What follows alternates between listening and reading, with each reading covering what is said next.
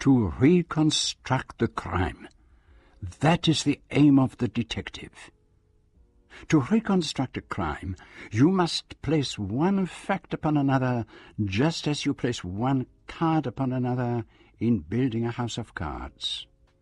If the facts do not fit, if the cards will not balance, you must start your house again, or else it will fall. The strange story which I came to regard as a 3-act tragedy began at Crow's Nest, a large bungalow perched high up on a cliff above Loomuth, where the celebrated actor Sir Charles Cartwright was giving a weekend party. 2 of his guests had already arrived and were sitting on the terrace overlooking the sea.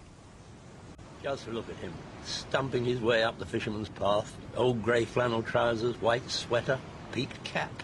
The very model of a retired naval man. He's even got the rolling nautical gait. It's perfect, quite perfect. I would never have believed that he'd have stayed down here for so long. In exile, so to speak. Well, no more would I, but he's always been a better actor in private life than on the stage. Well, I've known him since he was a boy. We went up to Oxford together. He's never stopped acting. Not for a moment. Second nature, I suppose, Sir Bartholomew? Yes, Charles doesn't go out of a room. He makes an exit, and he usually gives himself a good line to make it on. All the same, he likes a change of part. Yes, but to bury himself down here for 2 years. To lead a simple life, close to the sea. That's what he said he wanted. Well, I was like you, Satterthwaite. I didn't think he'd stick it for a week. After all, Charles is only human. He needs his audience. 2 or 3 retired captains, a bunch of old women, and a parson. That's not much of a house to play to. Yes, but it seems we were wrong. Obviously, the attraction of the simple life still holds. You don't think that perhaps there is something else that holds him down here? Somebody else, more like it. Oh, but here he comes. The last thing we want is for him to think we've been talking about him. You 2 landlubbers shouldn't be wasting a glorious morning like this sitting on your backsides. You should have been out on the sea with me. Mirabelle really surpassed herself. I was watching you from my bedroom window when you set out, and I heartily thanked heaven that I was on dry land. Well, you ought to have come, Tolly. Don't you spend half your life in Harley Street telling your patients how much fitter they'd feel if they were out on the ocean wave? The great merit of being a doctor is that you're not obliged to follow your own advice. Did you go out by yourself? No, I had a hand. Egg, to be exact. Egg? Hermione Lytton Gore, usually known for some obscure reason as Egg. She knows quite a bit about sailing, I fancy. She succeeds in making me feel a complete beginner. But I'm coming on. Thanks to Egg. Yes. Thanks to her. Good morning, gentlemen. Good morning, Miss Murray. Good morning. It's rare. This is the menu for dinner. Are there any alterations you would wish to make? Let's have a look at it. Melon cantaloupe, borch, fresh mackerel, grouse, souffle surprise, coupe Diane. Yeah, I think that will do excellently, Miss Murray. Everyone is coming by the 4 o'clock train. I have already given Holgate his orders. By the way, Sir Charles, if you will excuse me, it would be better if I dined with you tonight. We would all be delighted, Miss Murray, but... Otherwise, Sir Charles, it would make 13 at table. And so many people are superstitious. Well, thank you, Miss Murray. How very far-sighted. It would never have occurred to me. Thank you, Sir Charles. That is a very remarkable woman. I'm always afraid she'll come and brush my teeth for me. She's certainly a model of efficiency. Who's coming down this afternoon? Well, Angie, for one. Well, Angela Sutcliffe. But surely she's in Much Ado. I finished last week. I thought she was running a risk, taking on Beatrice at her age. Nonsense. Ellen Terry was 59 when she played it at a Jubilee. And are the Dacres coming? Well, I trust so. If she can tear herself away from a fashion house, and if he can give up the horses for once in a while. And then there's Anthony Astor. The woman who wrote One Way Traffic. Uh-huh. I saw it twice. It was a great hit. And what is his or her real name? Oh, I can never remember. Mills, something like that. Wills, I think. I've only met her once. The only reason she's coming is that Angela was curious about her. And the locals? Well, there are the Babingtons. He's the parson. Quite a good fellow. Not too personified. And his wife's a really nice woman, lectures me on gardening. And then there's Lady Mary and Egg, of course, and a young fellow called Manders. He's a journalist or something like that. But with ourselves, that only makes 12. Either you or Miss Milray must have counted wrong. It couldn't be Miss Milray. That woman's never wrong. And you're right. I have missed one guest. Hercule Poirot. Oh. Slipped my mind completely. And he wouldn't care for that. He's a very high opinion of himself. Do you know him, Sir Charles? Yes, I am acquainted with him. Ah. Rather a remarkable character. I've heard about him, of course. I hope we don't have a murder this weekend. Because we've got Poirot in the house? Isn't that rather putting the cart before the horse, eh? No, it's my way of being a theory of mine. And what exactly is that theory? That events come to people, not people to events. How do you mean? Well, why do some people have exciting lives and other people dull ones? Well, Well, because of their surroundings? Could be. No, not at all, not at all. One man may travel to the ends of the earth and nothing will happen to him. There'll be a massacre a week before he arrives, an earthquake the day after he leaves, and the boat that he missed will be shipwrecked. But another man may live at Balham and travel to the city every day, and the most extraordinary things will happen to him. He'll be mixed up with blackmailing gangs and beautiful girls and motor bandits. There are people with a tendency to shipwrecks. Even if they take out a boat to an ornamental lake, something will happen to it. In the same way, characters like your Hercule Poirot don't have to go out of their way to look for crime. It comes to them. Oh, in that case, perhaps it's just as well that Miss Milray is joining us for dinner, and that we're not going to sit down at a table for 13. well, you can have your murder, Tolly, if you're so keen on it. I make only one stipulation. That I shan't be the corpse. I had no idea why I had been invited to the weekend party at Crow's Nest. I hardly knew Sir Charles. I had seen him in the theatre, of course, but he was scarcely a close acquaintance. But I accepted the invitation out of curiosity, and because, I must confess, I was feeling a little bored. But I felt ill at ease with the company. They all appeared to know one another so well. And I settled down in a quiet corner with the only person I could claim as an acquaintance, Mr. Satterthwaite, an amateur detective of some talent and a shrewd observer of things and people. It really is quite impossible to tell what Mrs. Dacres actually looks like. The greenish bronze hair, that perfect tan, and surely her lips can't possibly really be that shape. My dear, it wasn't possible. I mean, things either are possible or they are not. This wasn't. It was simply penetrating. Penetrating, that is the word of the moment. Everything is penetrating. And the man who looks like the rather scruffy fox, that is the lady's husband, I take it. Captain Dacres, yes. Oh, no, I went to Cap Ferrat. Everyone said I should go there. And who is the lady with the receding chin, dressed in excessively limp green chiffon? But I didn't enjoy it at all. Not what you might call a friendly place. That is Miss Wills, the playwright Anthony Astor. But, of course, it's terribly useful to me in my work to see all the goings-on, you know. Oh, alas, she is not at all like her plays. Anthony Astor gives the impression of being a man of the world. Whereas she looks as though she'd be more at home in a boarding house in Boscombe. Mary, at last! Oh, dear. I do hope we're not late. No. That is Lady Mary Lytton Gore. Such a very charming person. Rather fallen upon hard times. You're looking very dapper tonight, Charles. Oh. And that is her daughter, Hermione, known as Egg. Egg? How very curious. And who is that exceedingly sleek young man to whom she is talking? Sailing? I gave that up ages ago. Oliver Manders. A rather aggressive young man, I believe. It's also damn childish, all that messing about in boats. I would have thought you would have grown out of it by now. Good evening, Sir Charles. What a great pleasure. Oh, Lord, here's Babington. Keep talking to me, I can't stand him. Country parsons ought to be put down. Cocktails at last. I'm simply dying for a drink. Cocktail, madam. Well, I think I just might. Thank you.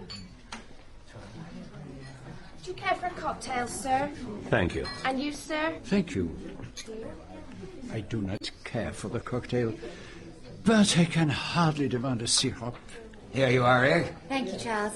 You can have one, Mums. Just one. Thank you, dear. I'll get you a sherry, Tolly. I know you can't bear cocktails. Ah, how very considerate, Charles. Do you care for a cocktail, Mr. Babington? Oh, thank you. I think my wife would allow me to have one. I trust the effects will have worn off by the time I have to deliver my sermon tomorrow. A little stronger than I expected. Mr. Babington, are you all right? Help me get him over to the sofa. I suppose the poor old chap's never had a cocktail before. No, it cannot be that. Some kind of seizure, perhaps. Well, what's happened? What's the matter with Babington? I'm sorry to have to tell you. He's dead. For a while, all was confusion. But Miss Milray showed her customary efficiency on the telephone. Dr. McDougall, I think you'd better come up to Crow's Nest immediately. One of Sir Charles's guests appears to have been taken seriously ill. Lady Mary had led the weeping Mrs. Babington out of the room and had finally gone home with her to the vicarage. I think that under the circumstances, Sir Charles, it might be better if we were to serve a simplified form of dinner. Of course, Miss Milray. Whatever you think best. Oliver Manders drove Egg back home to her mother's house, and by mutual consent the rest of the house party retired to their rooms when dinner was over. Charles doesn't like it. Poor old Babington's death, I mean. It was very distressing. Very distressing indeed. I have an idea. He thinks it was rather more than that. He wants us to join him for a conference in the ship room. Ever see anyone die quite like that before, Tolly? No, I can't say I have. But I haven't really seen as many deaths as you might suppose. A nerve specialist doesn't kill off great quantities of his patients. He keeps them alive and makes his money out of them. What does Dr. McDougall think? Well, he said it was some kind of seizure. The Babington was elderly and his health none too good, but he didn't see the man die. It doesn't satisfy me. Probably didn't satisfy him, but a doctor has to say something.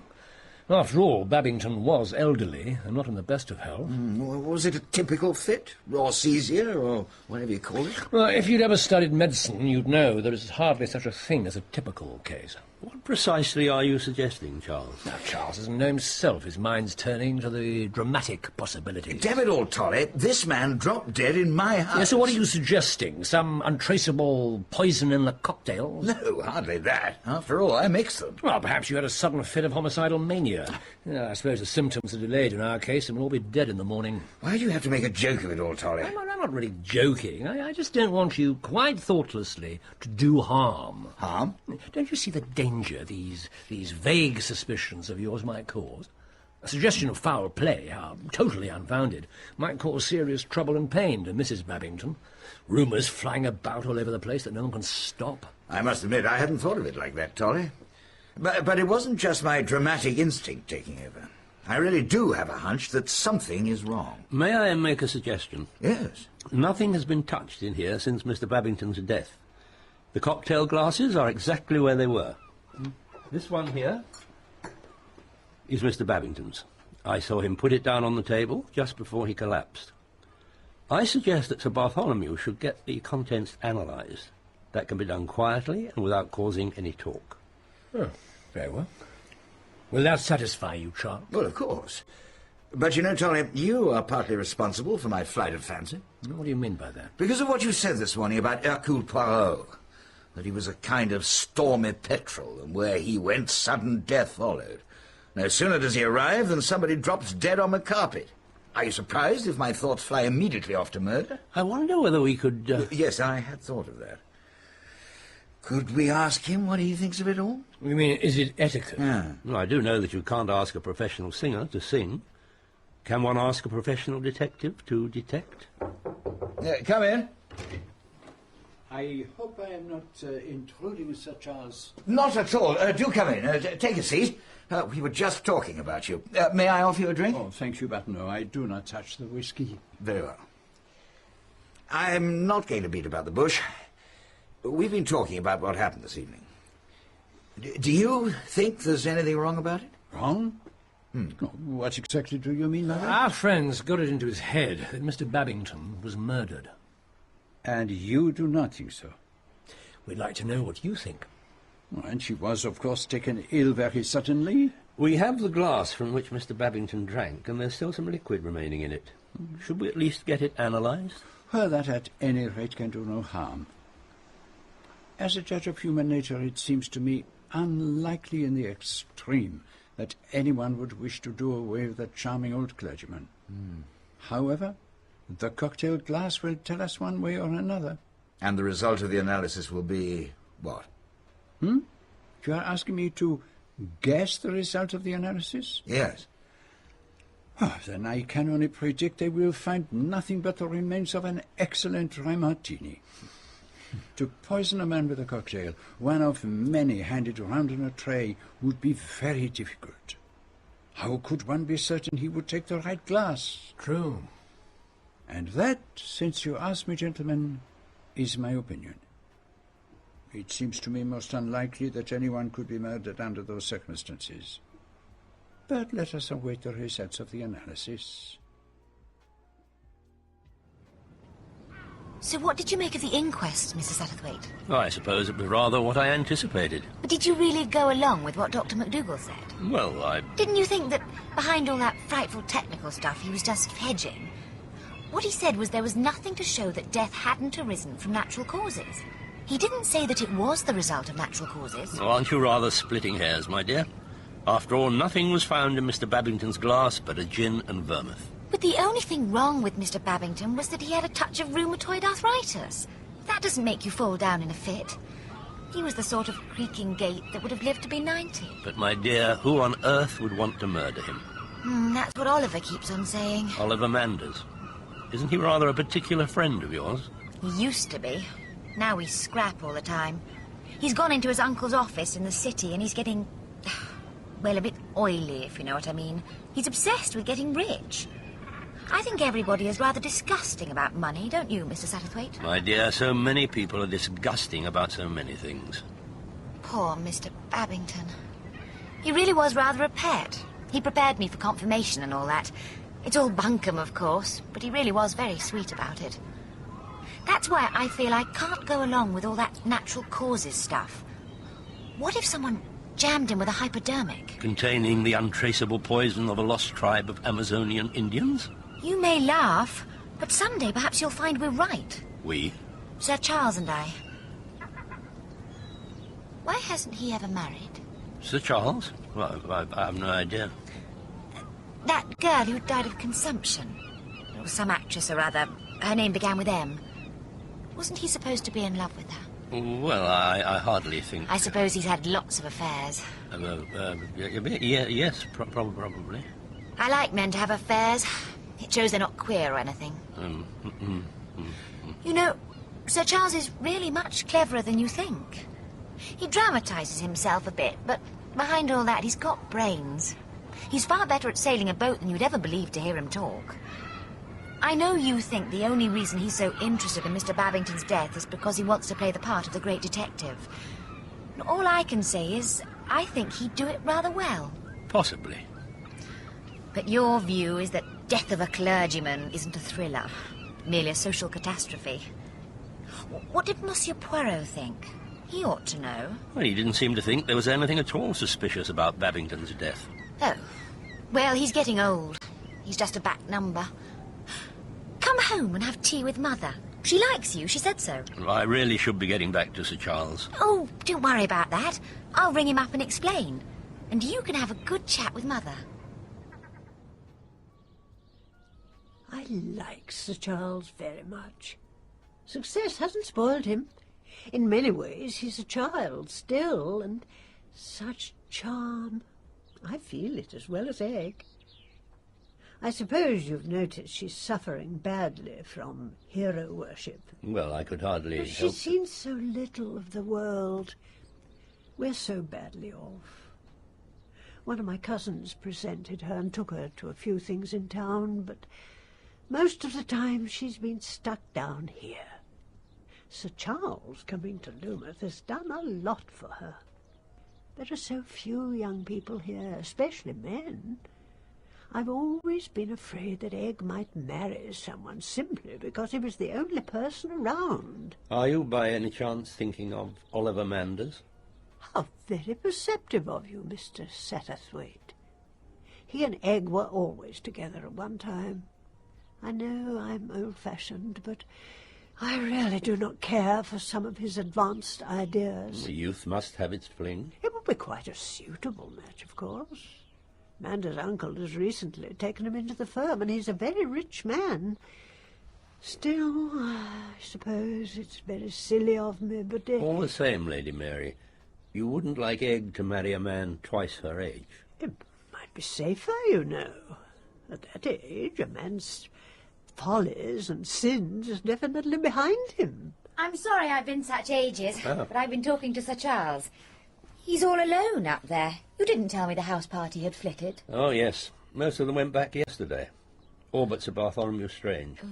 He had intended to stay on until tomorrow, but he had an urgent telegram from London this morning. One of his patients has taken a turn for the worse. It's rather a nuisance they're all going off like that. I wanted to take a closer look at them all. One of them might have given me a clue. A clue to what, darling? I've arranged to go up there after dinner and take Oliver with me. We can talk the whole mystery through. If we all put our heads together, you never know what we might come up with. But the discussion, it seems, was not a great success. Oliver Manders was lazily sceptical. Can't you talk Egg out of this nonsense, Sir Charles? Huh? It's this appallingly healthy country life she leads that makes her so energetic. What on earth do you mean by that? You're becoming so detestably hearty. And you really are being quite remarkably childish over this murder business. It's rubbish. Utter rubbish. Do you really believe that, Manders? Well, no question of it. That dear bleating old clergyman. He wasn't worth murdering. It's fantastic to think of anything but natural causes. Care for a nightcap, Satterthwaite? No, I don't think so, thanks. Don't mind if I have one, I trust. No. Thank God they've gone. I couldn't bear to be in the same room any longer. I'm leaving here tomorrow, for good. What on earth are you talking about? It's the only thing to do. I shall put this place on the market. What it has meant to me, no one will ever know. But why? Did you see them as they went down the path in the moonlight? Egg turned her face to that Manders fellow and he kissed her. They're made for each other, those two. Cut your losses. It's the only way. I shall clear out. Where to? What does it matter? In the heat of the desert or the heart of the crowd, I've always been a solitary soul. I should probably go to Monte Carlo. But don't cut your visit here short, my dear fellow. Stay on another day or two, and I'll tell Miss Milray to arrange for a car to take you over to your friends at Tavistock. But as for me, I shall leave first thing in the morning. I mustn't look back. That would be fatal. Never look back. Sir Charles was as good as his word. He departed the following morning by the first train, leaving the capable Miss Milray to telephone estate agents and to dispatch cables abroad. He told no one. He was playing a role he had acted many times in the theatre, that of the strong, silent man who renounces the girl he loves for her own good.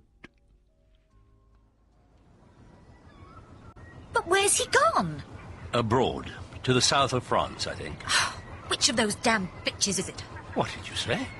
One of those two women who were up there the other night must have seen the way Charles and I were looking at one another and decided to get him away from me. Was it the one with the green hair and all those wonderful clothes? Or the grey-haired one he called Angie? The one with lots of essay. Essay? Sex appeal. Ah. Which of them was it? My dear, you're quite mistaken. He isn't in the least interested in either of them. Then why has he gone away without telling me? Well, I rather think he thought it best. Do you mean it's because of me? Well, something of the sort, perhaps. Oh, I suppose I did show my hand a bit too plainly. Men do so hate being chased, don't they? I rather think it was more to do with Oliver Manders. You mean that Charles saw me doing my kissing act last night? Well, as a matter of fact, he did. But that was only because I thought he needed a bit of encouraging. I thought perhaps if he saw me and Oliver, well, it might wake him up a bit. But wasn't that a little unfair on Oliver? Not in the least.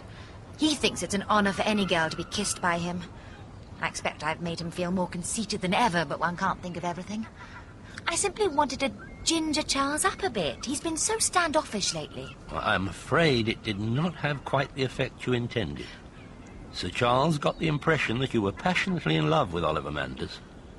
He went away to spare himself further pain. Is that really true?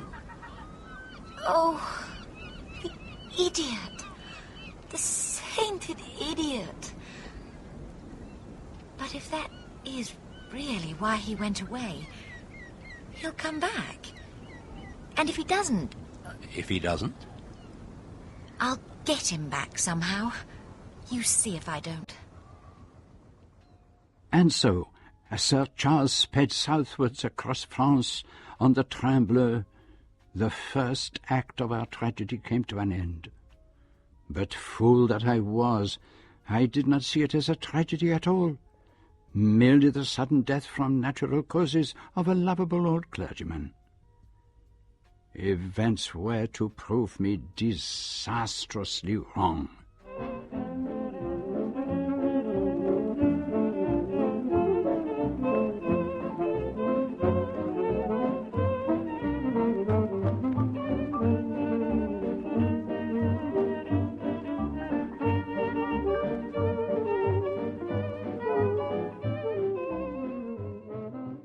The second act of our tragedy began peacefully enough.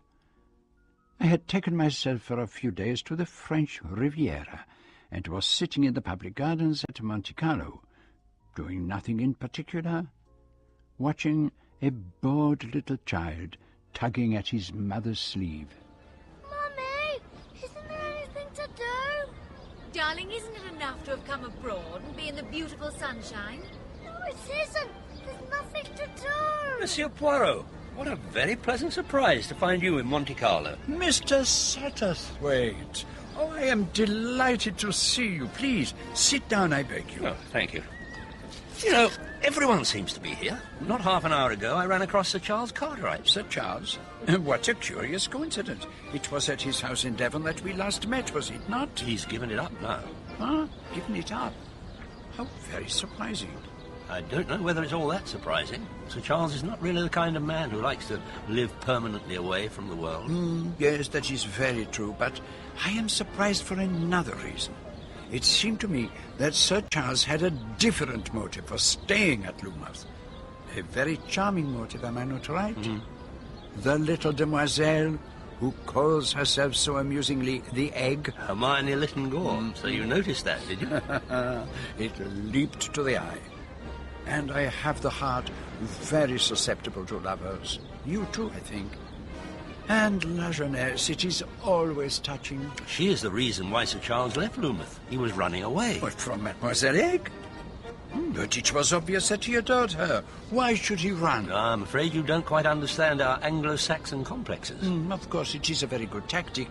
Run from a woman and immediately she follows. Doubtless a man of much experience like Sir Charles knows that. I don't think it was actually quite like that. But what are you doing here, Monsieur Poirot? Taking a holiday? Oh, my time is all holidays now. I have achieved all that I wish to do. And now I retire. Je m'amuse. Mummy, play with me. I'm bored. You see, Mr. Satterthwaite, when I was a boy, I was poor. We were a large family and I had to get on in the world. I entered the police force. I worked hard. I began to make a name for myself. I acquired an international reputation. At last, I was due to retire. Then came the war. I was injured. I came a sad and weary refugee to England. A kind lady gave me hospitality. She died. Not naturally, no, she was killed. And so I set my wits to work. I employed the little grey cells. I discovered the murderer. You're speaking of the mysterious affair at Styles Court. I am flattered that you remember the case, Mr. Satterthwaite.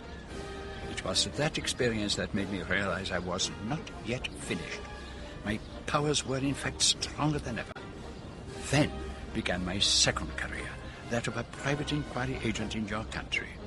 I have solved many fascinating and baffling problems. The psychology of human nature, it is wonderful. I began to grow rich. Someday, I said to myself, I will have all the money I need. I will realize all my dreams. Why won't you play with me? My friend, beware of the day when your dreams come true. That child over there, doubtless he too has dreamed of coming abroad, of how different everything would be. You understand? I understand you are not amusing yourself. Exactly. Have you seen this, Monsieur Poirot, in the morning paper? This paragraph here. 'Tis with great regret that we announce the death of Sir Bartholomew Strange. Ah, this is the rather distinguished gentleman who was at Sir Charles's house party, the one he called Tolly. Yes, but read on, Monsieur Poirot. Sir Bartholomew was entertaining a party of friends at Melford Abbey, his house in Yorkshire. He appeared to be in perfect health and spirits, and his demise occurred quite suddenly at the end of dinner. He was chatting with his friends and drinking a glass of port when he had a sudden seizure and died almost instantaneously. It is very similar to the way in which that old clergyman died. A quite remarkable coincidence. I think it's more than that, Monsieur Poirot. And Sir Charles is certain that there is a connection between the two deaths. He has gone to the offices of the Wagon-Lit Company to book tickets for him and myself on the night train to London. Oh, what zeal he has, Sir Charles. So determined to play the role of the amateur detective. Or is there another reason? Well, as it happens, he had just received a letter from Miss Lytton Gore. I was with him when it was delivered. It's an appeal for help. She's begging me to return. Is this the first letter you've had from her? No, I had one just after I got here, just giving me the local news and all that. I didn't answer it, of course. Didn't dare to. The girl had no idea why I had gone away, and I didn't want to make a fool of myself. And are you going to reply to this one? Damn it, man, this is different. She was there at Melford Abbey when it happened, when poor Tolly suddenly keeled over. Here, read it for yourself. The poor kid's obviously in a bit of a state. You'll have seen by now, I expect, that Sir Bartholomew Strange is dead. Well, he died just the same way as Mr. Babington. It can't be coincidence. I'm worried to death. Couldn't you come home and do something? You see, I'm very concerned about someone. He had absolutely nothing to do with it, but things might look a bit odd. I can't explain it in a letter, but won't you come back? After all, it's your own friend who's been killed, and if you don't take a hand in it, perhaps no one will ever find out the truth. And I'm sure you could. I know it in my bones. Who do you think she means by someone? Manders, I suppose.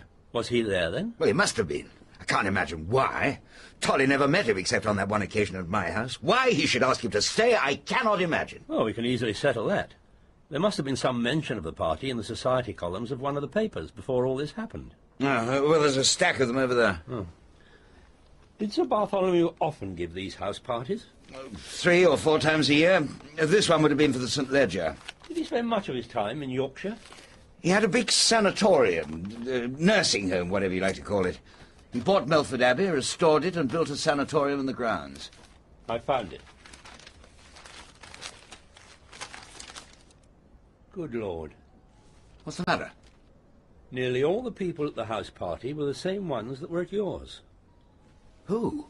Lady Lytton Gore and Egg, Captain and Mrs. Dacres, Angela Sutcliffe, Muriel Wills. But no mention of Mr. Manders. No. But you must admit the guest list stretches coincidence a bit far. Yes, it is curious. And you are going back with Sir Charles? Well, this sort of thing is rather in my line, Monsieur Poirot. Ah, yes. Your experiences with the mysterious Mr. Quinn. And I do happen to know the Chief Constable in that part of the world quite well. Tell me, Mr. Satterthwaite, why did you not mention the matter of Sir Bartholomew's death as soon as you sat down here? Oh, it didn't seem quite the moment at first. And then I had no wish to disturb your fascinating reminiscences. You yourself are not tempted to come back and take an interest in the case? Oh, I think not. I am too old to rush backwards and forwards. And the Mediterranean, it is such a beautiful blue. Then I will leave you to enjoy it. But should you wish to call on me in London, here is my card to remind you of my address. I remained where I was for a quarter of an hour or so. But it seemed that the Mediterranean was no longer as blue as it had been. I've done that, Mummy. What shall I do next?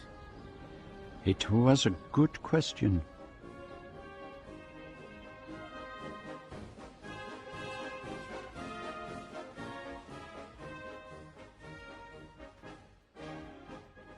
I thought that perhaps it was time for me to take a walk to the Wagon-Lit offices. But I was going to take my time. I had no wish to interfere in the investigation of the admirable Sir Charles and the meticulous Mr. Satterthwaite. Delighted to meet you, Sir Charles. My wife is a very keen playgoer. She's one of your greatest fans, as the Americans say. Well, I'm very honoured, Colonel.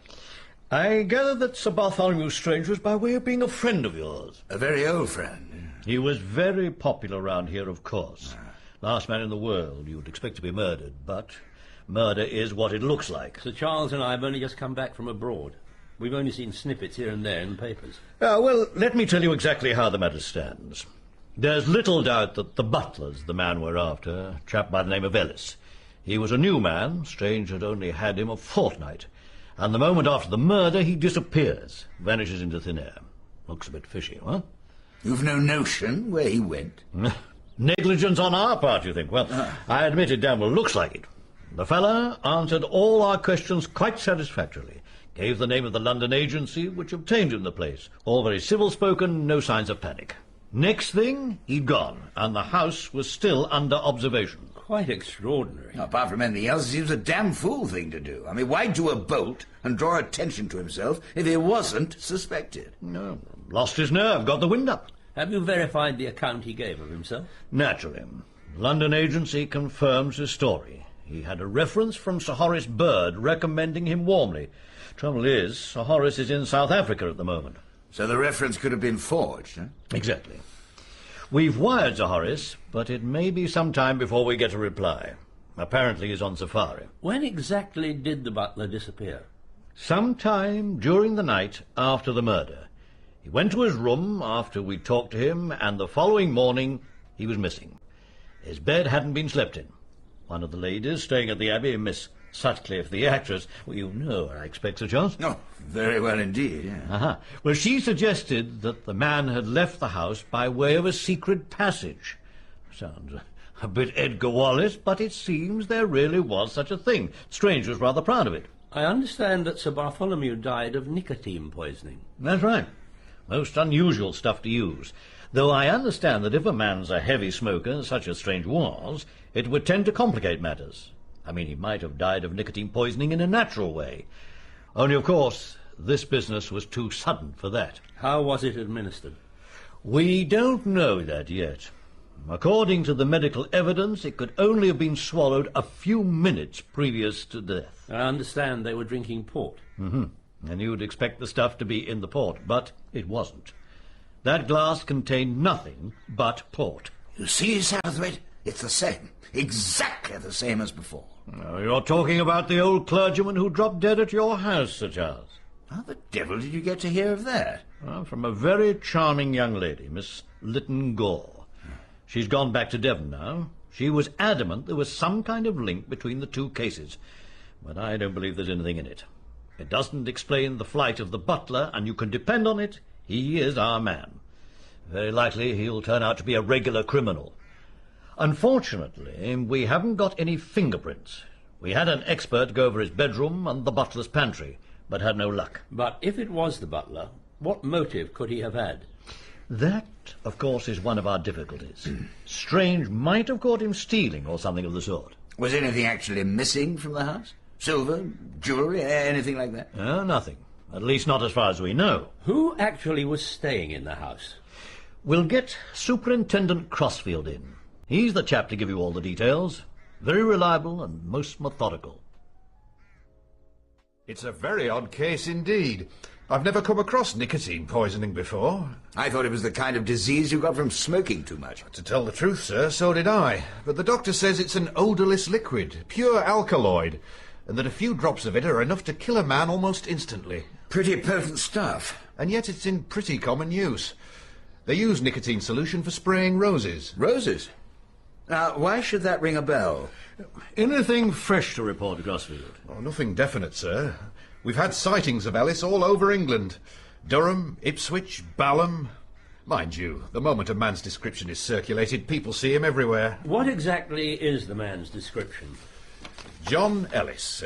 Medium height, stoops slightly, grey hair, small side whiskers, dark eyes, husky voice, tooth missing in upper jaw, noticeable when he smiles. Very nondescript, bar the side whiskers and the tooth, and the first will be off by now, and he'll be taking care not to smile. Can you tell us who exactly was in Stranger's party on the night of the crime, Crossfield?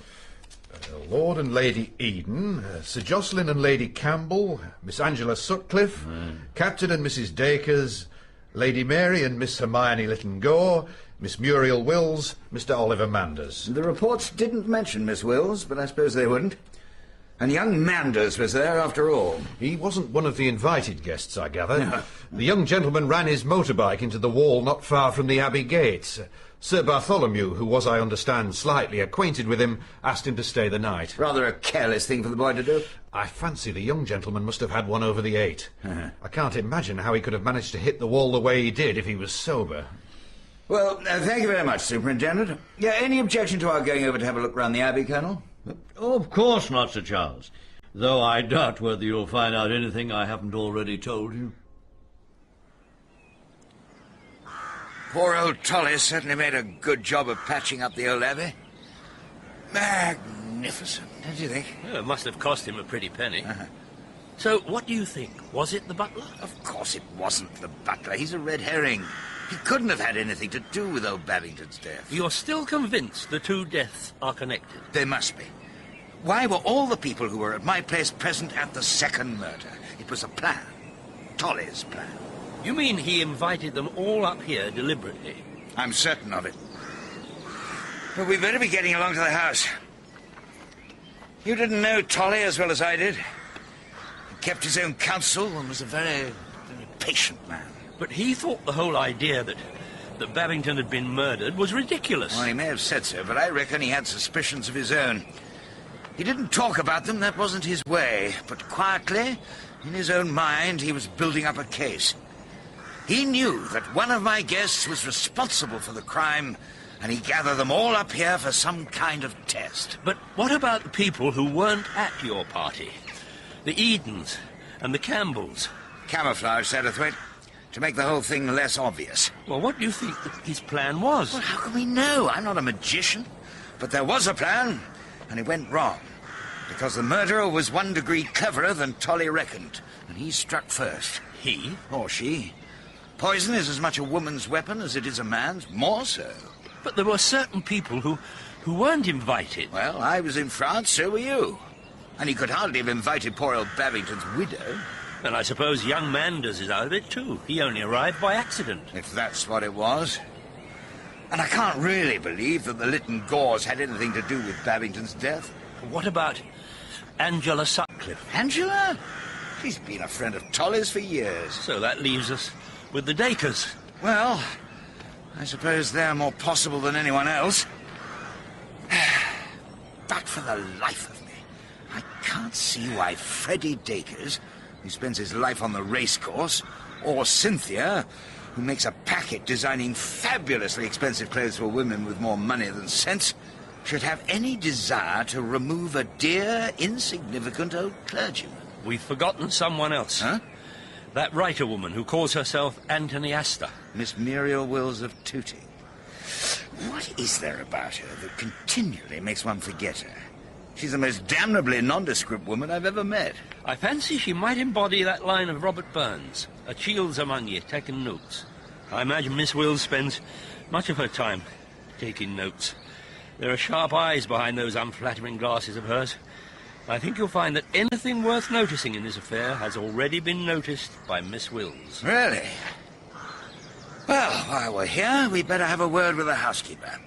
What did Crossfield say her name was? Lecky. Mrs. Lecky. Oh, that I should ever have lived to see such a thing. Such a proud day it was for all of us when the doctor was made Sir Bartholomew. And the questions the policeman asked about all the maids in the house. Good girls they are, every one of them, and no police superintendent shall make me say otherwise.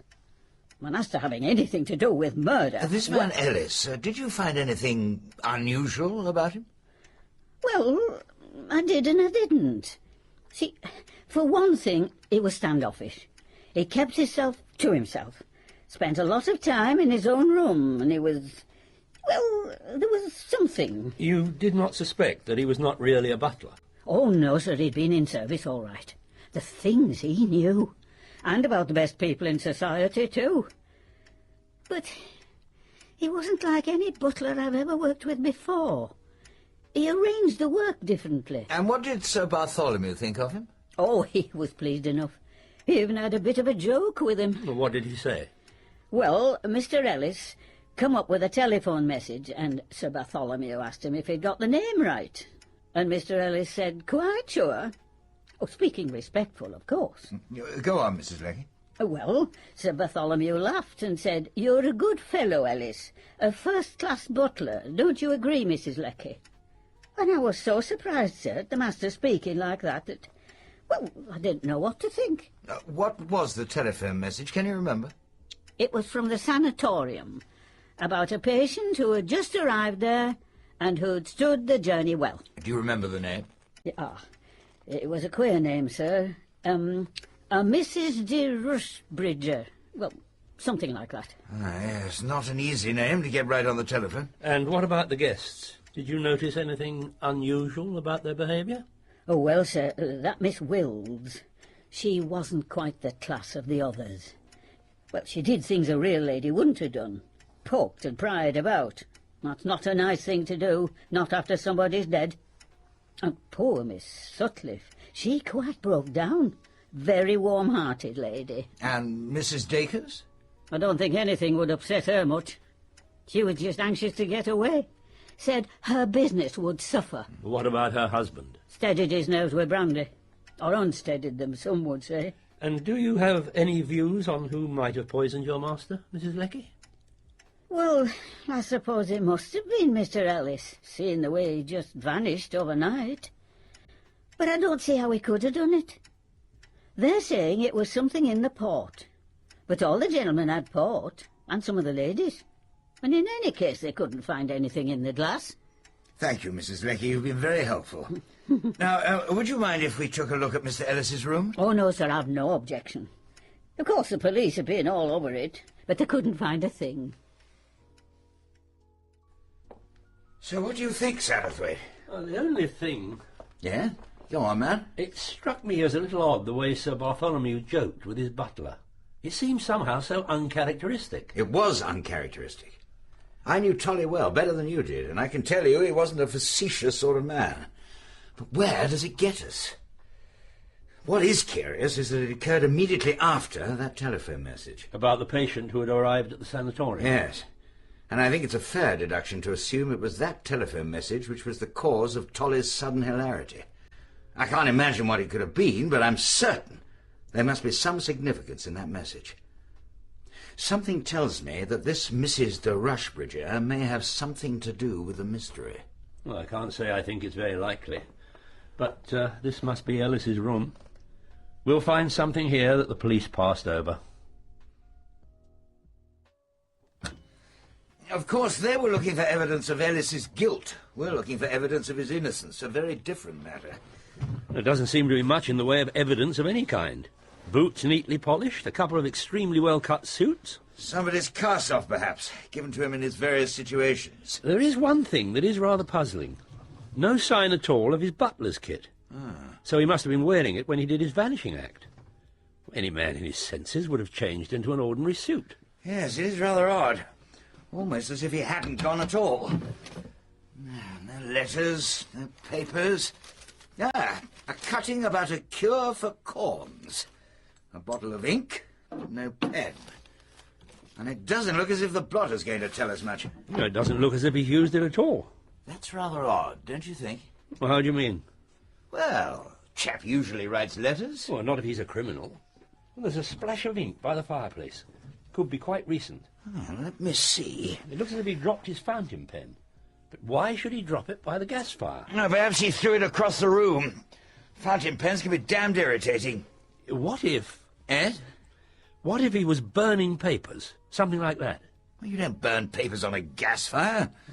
But he might have been writing something at the table and suddenly heard somebody coming. The police, perhaps? Yes. And he rushes over and shoves the papers under the gas fire and drops the fountain pen while he's doing it. Sounds a bit far-fetched. Well, why don't we see if there's anything behind the fire? Right, I'll give it a try. Yes, there is something there, I think. Something white. Yo, but I can't get at it. We want something like a woman's hatpin. Well, we're not likely to find one in here. Well, there's a paper knife on the table. Here, see if we can get it with that. Ah, thanks. Yep. It's coming. Got it.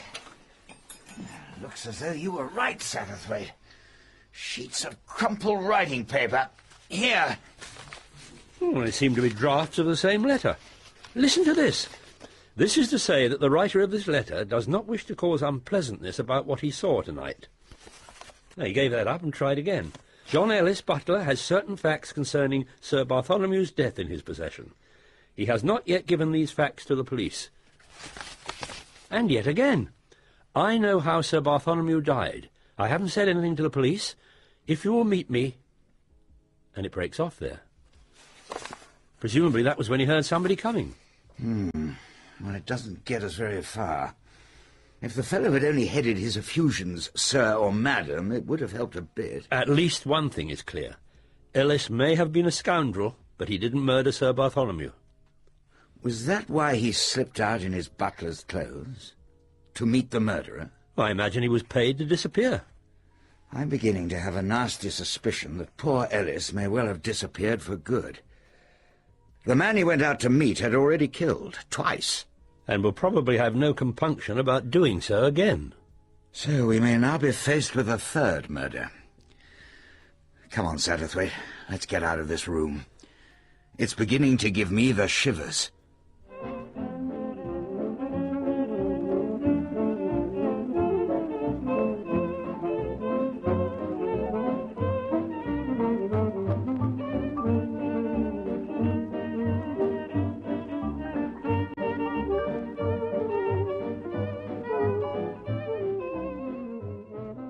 Sir Charles and his friend Mr. Satterthwaite had returned from their investigations at Melford Abbey, the home of Sir Bartholomew Strange. Sir Charles knew that he could no longer avoid meeting the young woman with whom he had fallen in love and had fled to France to escape. Hermione Lytton-Gore, known, very curiously, to her friends as Egg. She can't very well come round here to my flat. Her mother mightn't like it. And I prefer to meet her at a restaurant. With you, of course, Satterthwaite. Well, I'd be delighted. And then, if we wanted to discuss our investigations more privately, we could adjourn to my house. I knew you'd find out what really happened. That butler... Ellis? Obviously, he was killed because he knew too much. But if that's the case, where is the body? What about the secret passage? Miss Sutcliffe told me about it. The killer gave Ellis blackmail money and showed him how he could get out of the house without anyone seeing him, and then followed him down there and killed him. There is one rather curious thing we couldn't get to the bottom of. According to the housekeeper, the night before the murder, Ellis took a telephone call about a Mrs. de Rushbridger. Tolly made rather a joke about it, asking Ellis if he'd got the name right. I thought at first it might be some sort of code. But it wasn't. There really is a patient at the Melford Abbey Sanatorium called Mrs. de Rushbridger, suffering from loss of memory. That may well be significant, of course. But they wouldn't let us see her. And then there's young Oliver Manders. What about him? In the letter you wrote to me in France, you suggested he might be in trouble with the police. But in fact, they didn't seem in the least concerned about him. It was silly of me. I thought that Oliver arriving at the Abbey the way he did might have been a trumped-up excuse. And was it? It was a bit fishy. His motorbike went into a wall on a perfectly straight stretch of road. And what was he doing up there, anyway? He might have had his reasons. Quite natural ones. Oh, no, not at all. Well, if our young friend is in no danger, where do I come in? Oh, no, you're not going away again. You're going to stay here. We're going to find out the truth, you and I, together. And Satterthwaite? Of course, and Mr. Satterthwaite. Oh, Right. First, we need to clarify the situation. Do we believe that the same person killed Babington and Bartholomew Strange? Yes. Do we believe that Tolly was murdered to prevent him revealing his suspicions about the first murder? Yes. I suppose so. Then our priority must be to investigate the first murder and not the second. Yes. And that presents us with an extraordinary difficulty. Babington was a gentle old man, without, one would say, an enemy in the world. Yet he was killed. And there must be some motive for the killing. Can we think of a possible motive? Gain, perhaps? Had he any money or expectation of money? I should think it's most unlikely. Perhaps we might approach Mrs. Babington on that point. What about revenge? Did Mr. Babington do any injury to someone? Perhaps he might have married the girl somebody else was in love with. Well, the murderer certainly took his time. The Babingtons have been married over 40 years. How about fear? Now, that seems to me a far more likely reason. Babington knew something about somebody, or recognized somebody. Our only hope of getting at that will be to work backwards from the people who were there. So who was at your house who was also at Sir Bartholomew's? The Dacres, they were at both. And that woman who looks like a wilted cabbage. Miss Wills. And Miss Sutcliffe. You can leave Angie out of this. I've known her for years. We can't leave people out just because we know them. Besides, I don't know anything about Angela Sutcliffe. She's just as likely to have done it as anyone else. More likely. All actresses have pasts. In that case, we mustn't leave out Oliver Manders. How could it be Oliver? He'd met Mr. Babington ever so many times before. He was at both places, and his arrival at Tolly's was distinctly suspicious. Very well. In that case, we'd better include Mother and myself. Well, I hardly think that's We'll do it properly or not at all. Satterthwaite, would you mind if I refresh my drink? No, not at all. Can I get anything for either of you? No, thanks. Thank you, no. Stupid of me to have lost my temper, but why should that woman be excluded? Why is he so keen she should be? Or am I just being disgustingly jealous? Jealousy never pays. If you feel it, don't show it. By the way, did you really think Manders might be suspected? No. I just put that in the letter because I didn't want Charles to think I was chasing after him. But I don't want him to really think I have a pash for Oliver, because I haven't. Oh, why must life be so difficult? Now, here's what we'll do. Satterthwaite and I will go back to Loomuth, to Crow's Nest. There haven't been any takers, so the place is still mine. Now, what about you, Egg? Would your mother mind if you both left London a little earlier than you planned and went back home? I don't think I'd have much difficulty in persuading her. Excellent. So, the first thing we'll do is to go and see Mrs. Babington. She's had to move out of the rectory. She's living in a little fisherman's cottage by the harbour. She must be very lonely, poor soul. It's very kind of you to come and see me, Hermione. Well, your mother, Lady Mary, was here only the other day. As it happens, my old friend Mr. Satterthwaite has gone to visit her this afternoon. I think I ought to tell you, Mrs. Babington, that this isn't just a social call. Sir Charles and I have something rather serious to say. You mean you have come about the exhumation order? Oh. I had a letter from the Home Office yesterday. Well, perhaps that makes what we have to say a little easier. Though I do realise it must be very distressing for you. Perhaps I don't mind as much as you think. My dear husband is elsewhere, and no one can trouble his rest. But the idea that Stephen may not have died a natural death, that is truly shocking. It seems impossible. I have to admit the suspicion did cross my mind the night it happened. You thought that someone could have killed him? But I put the idea aside. And then, when I was in the south of France, I read in the paper of the death of my old friend, Sir Bartholomew Strange, in very similar circumstances. I was staying at Melford Abbey at the same time, Mrs. Babington. It was exactly the same. He was drinking a glass of port, and his face changed. He died within a few minutes. But who could possibly want to harm either of them? My husband hadn't an enemy in the world. I suppose Mr. Babington didn't leave much money? Next to nothing. He gave away so much. I used to scold him for it. And he didn't have any expectations from anyone? Oh, no. Stephen didn't have many relations. He has a sister married to a clergyman up in Northumberland, but they are very poor. Let us come back to the question of enemies. Could Mr. Babington have antagonized someone when he was a young man? When he got engaged to you, for instance. There wasn't some disappointed suitor in the offing? Stephen was my father's curate. He was the first young man I saw when I came home from my boarding school. I fell in love with him, and he with me. Ours was a very simple love story, Sir Charles. And do you know whether your husband had met any of the guests at Sir Charles's party before? Well, there was you and your mother, and Oliver Manders. Yes, but any of the others? We'd seen Angela Sutcliffe in a play in London. Oh. We were both rather excited. We were actually going to meet her. And had you met Captain and Mrs. Dacres? Was that the rather foxy-looking man and the woman with such wonderful clothes? Yes. No, we didn't know them. Nor that woman who wrote plays. She seemed rather out of it. And Mr. Babington didn't say anything to you about the people you were going to meet? Not beforehand, no. Oh. And when we got there, well, there wasn't much time. You must forgive us badgering you like this. But you see, we feel there must be something. If only we could get at it. But do you really think that one of those people... Well, there can't be any other explanation. I think Sir Bartholomew saw something, or guessed something, and he died in the same way.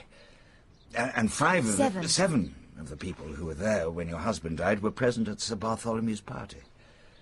One of them must be guilty. And we're not going to rest until we find out which of them it is. Egg is so headstrong. She flings herself into a thing, heart and soul. You know, Mr. Satterthwaite, I don't like the way she's mixing herself up in this distressing business. I only accepted that cursed invitation to Melford Abbey because I thought she needed cheering up. She looked so down in the mouth. I gather that Oliver Manders made a somewhat unexpected arrival there. Tell me something about him, Lady Mary. The young fellow interests me. Well, he's clever, of course. But things have been very difficult for him. In what way? Well, you see, his father wasn't married to his mother. Really? Everyone knows about it down here, otherwise I wouldn't have mentioned it. His mother had an affair with a married man. His wife refused to divorce him, and the poor girl died shortly after Oliver was born. He was brought up by his uncle in London, but he always came down here in the holidays to stay with his grandmother. And how did you get on with Mr. Babington? Well, I'm afraid they didn't hit it off very well. The Babingtons were sorry for Oliver, and he used to go round to the vicarage to play with their boys, but he rather looked down his nose at them and boasted about how much pocket money he got. And more recently? As a matter of fact, he was quite rude to Mr. Babington here in this house. It was about 2 years ago. What happened? Oliver made a rather ill-bred attack on Christianity. Mr. Babington was very courteous and patient with him, but that only seemed to make matters worse. You just look down your nose at me because I'm a bastard. Well, I'm proud of what my mother did. At least she had the courage of her convictions. I don't care what a bunch of self-righteous parsons think. I hate everything the church stands for. Smugness and hypocrisy. Its ecclesiasticism and superstition have got the world into the mess it is. I'd like to get rid of the whole canting tribe and all the churches with it. And Mr. Babington simply smiled and said, "My dear boy, even if you swept away all the churches ever built, you would still have to reckon with God. You don't like Manders, do you, Lady Mary? I'm sorry for him. But you wouldn't like him to marry Egg? Oh, no. Why exactly? Because he isn't kind. And because there's something in him somewhere that I don't understand. Something cold. What did Sir Bartholomew Strange think of him? He found him rather an interesting case. Said he reminded him of someone he was treating in his sanatorium. He also said that Oliver was riding for a fall. Did Sir Bartholomew ever say anything about Babington's death? No, nothing. Did you get the impression that something was troubling him? On the contrary, he seemed in very good spirits, amused by some private joke of his.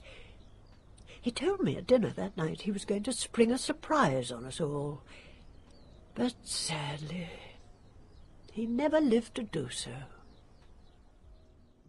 The time had come for the curtain to go up on the third act of our tragedy. Time also for Hercule Poirot to return to the stage.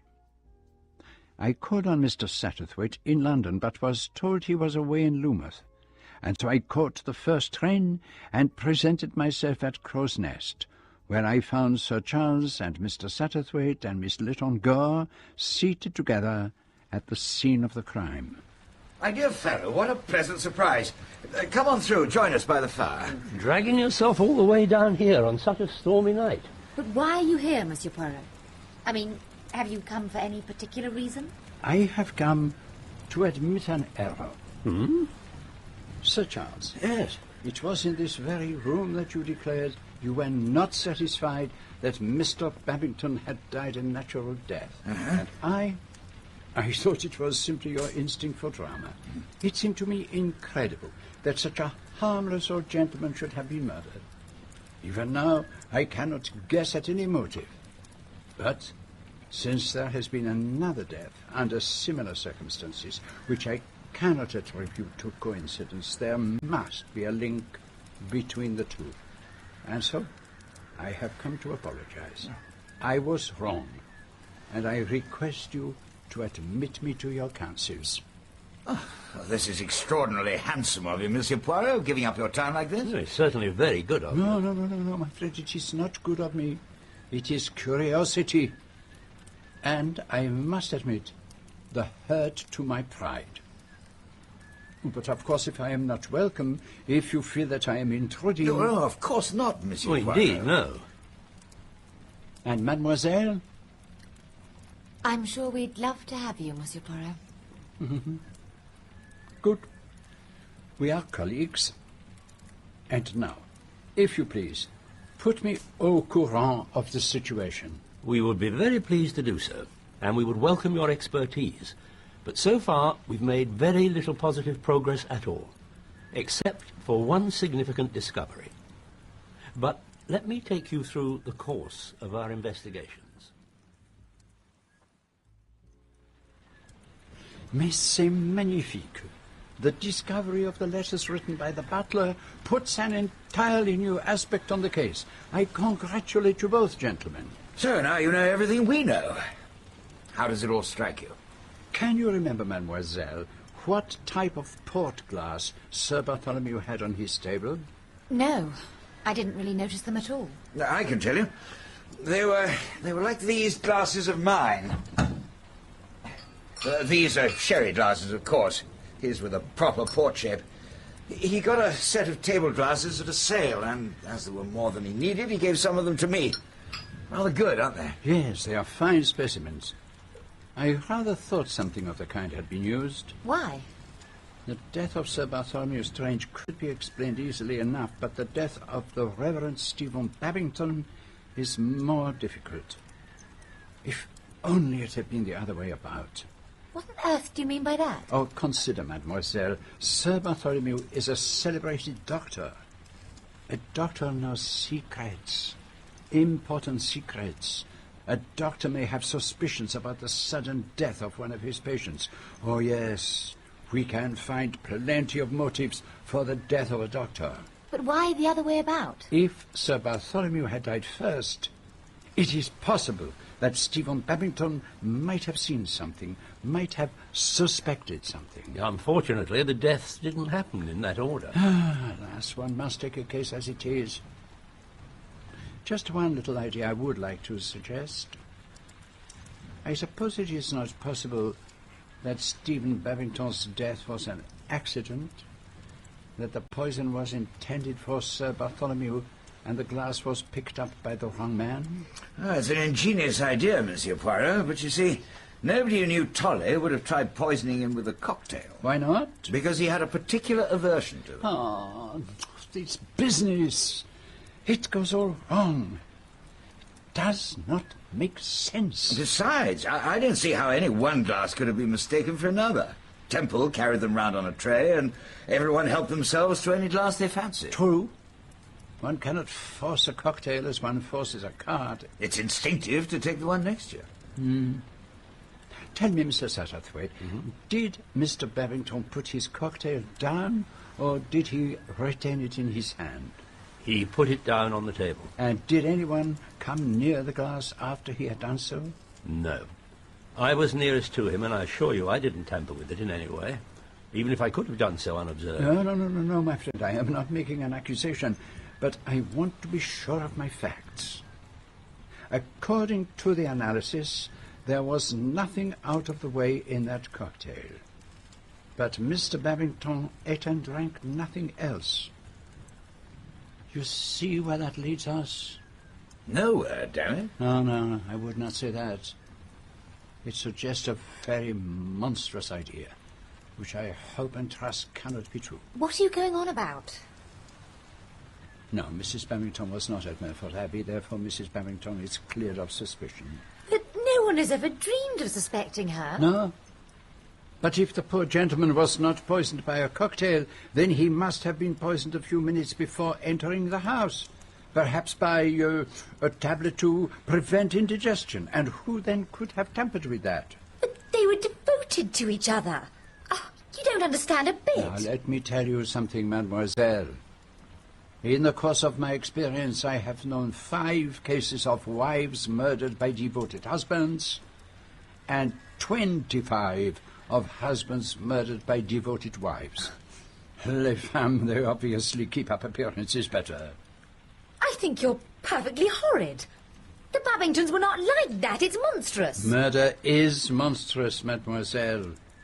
But I, who see only the facts, agree that Mrs. Babington did not do this thing. The killer could only have been one of the people who were present on both occasions, one of the 7 on your list. So, how do you advise us to act? You have doubtless agreed on a plan? Well, the only way forward seems to be a process of elimination. My idea was to take each name on that list and consider them guilty until they're proved innocent. If we suspect there is a connection between that person and Stephen Babington, we use all our ingenuity to find out what that connection may be. If we find no connection, we move on to the next name on the list. It is good psychology, that. And what are your methods? We've not yet had time to discuss that, but perhaps you yourself? No. Do not ask me to do anything of an active nature. It is my lifelong conviction that problems are best solved by thought, by the application of the little grey cells. Let me hold what is called, I believe, a watching brief. You will perhaps from time to time wish to turn to me for counsel's opinion. Does that make sense to you, mademoiselle? Excellent sense. I'm sure your experience will be very useful to us. But I must be off. Mother will have a fit. Oh, you'll get soaked to the skin. I'll drive you back. That would be very kind. Good night, Mr. Satterthwaite. Good night. Good Sir night, Poirot. mademoiselle. Good night. Good night.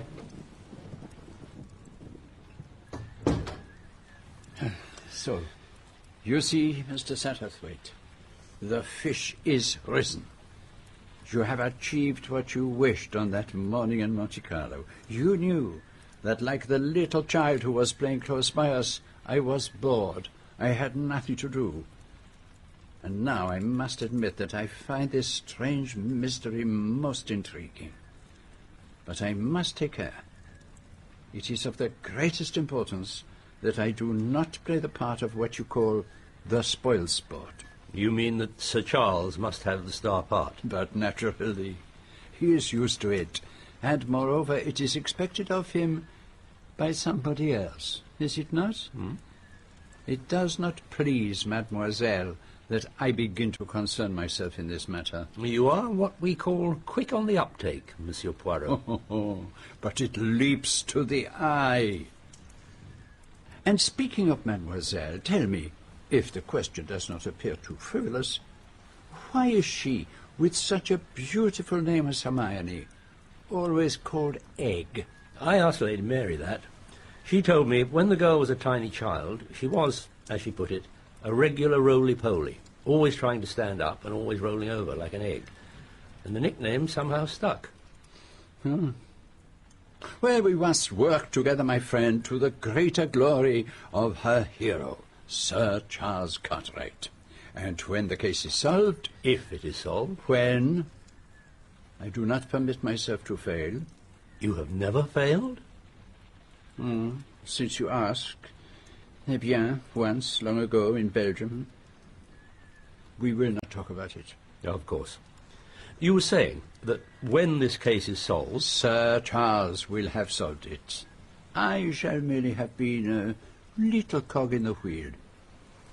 I desire no honour, no renown. I have all the renown I need. Now tell me, who figures on this list of names Sir Charles mentioned? I drew it up myself. Here. Mrs. Dacres, Captain Dacres, Miss Wills, Miss Sutcliffe, Lady Mary Littengore, Hermione Littengore, Oliver Manders. Suggestive, is it not? What is suggestive about it? The order in which the names occur. I simply wrote them down as they came to me. Exactly. And the list is headed by Mrs. Dacres. I deduce from that she is considered the most likely person to have committed the crime. The least unlikely would express it better. I think perhaps she is the person you would all prefer to have committed the crime. Unconsciously, that may be true. And the last name on your list, Oliver Manders. He intrigues you, does he not? You may hope that Cynthia Dacres committed the crime, but you think that Oliver Manders did. That is why you kept him till the last. And I, too, am interested in that young man. I was watching him carefully on the night of Stephen Babington's death, and I saw... What did you see? I saw that there were two people at least who were playing a part. One was Sir Charles. Well, that is quite natural. A great actor does not cease to act because he is not on the stage. And the other?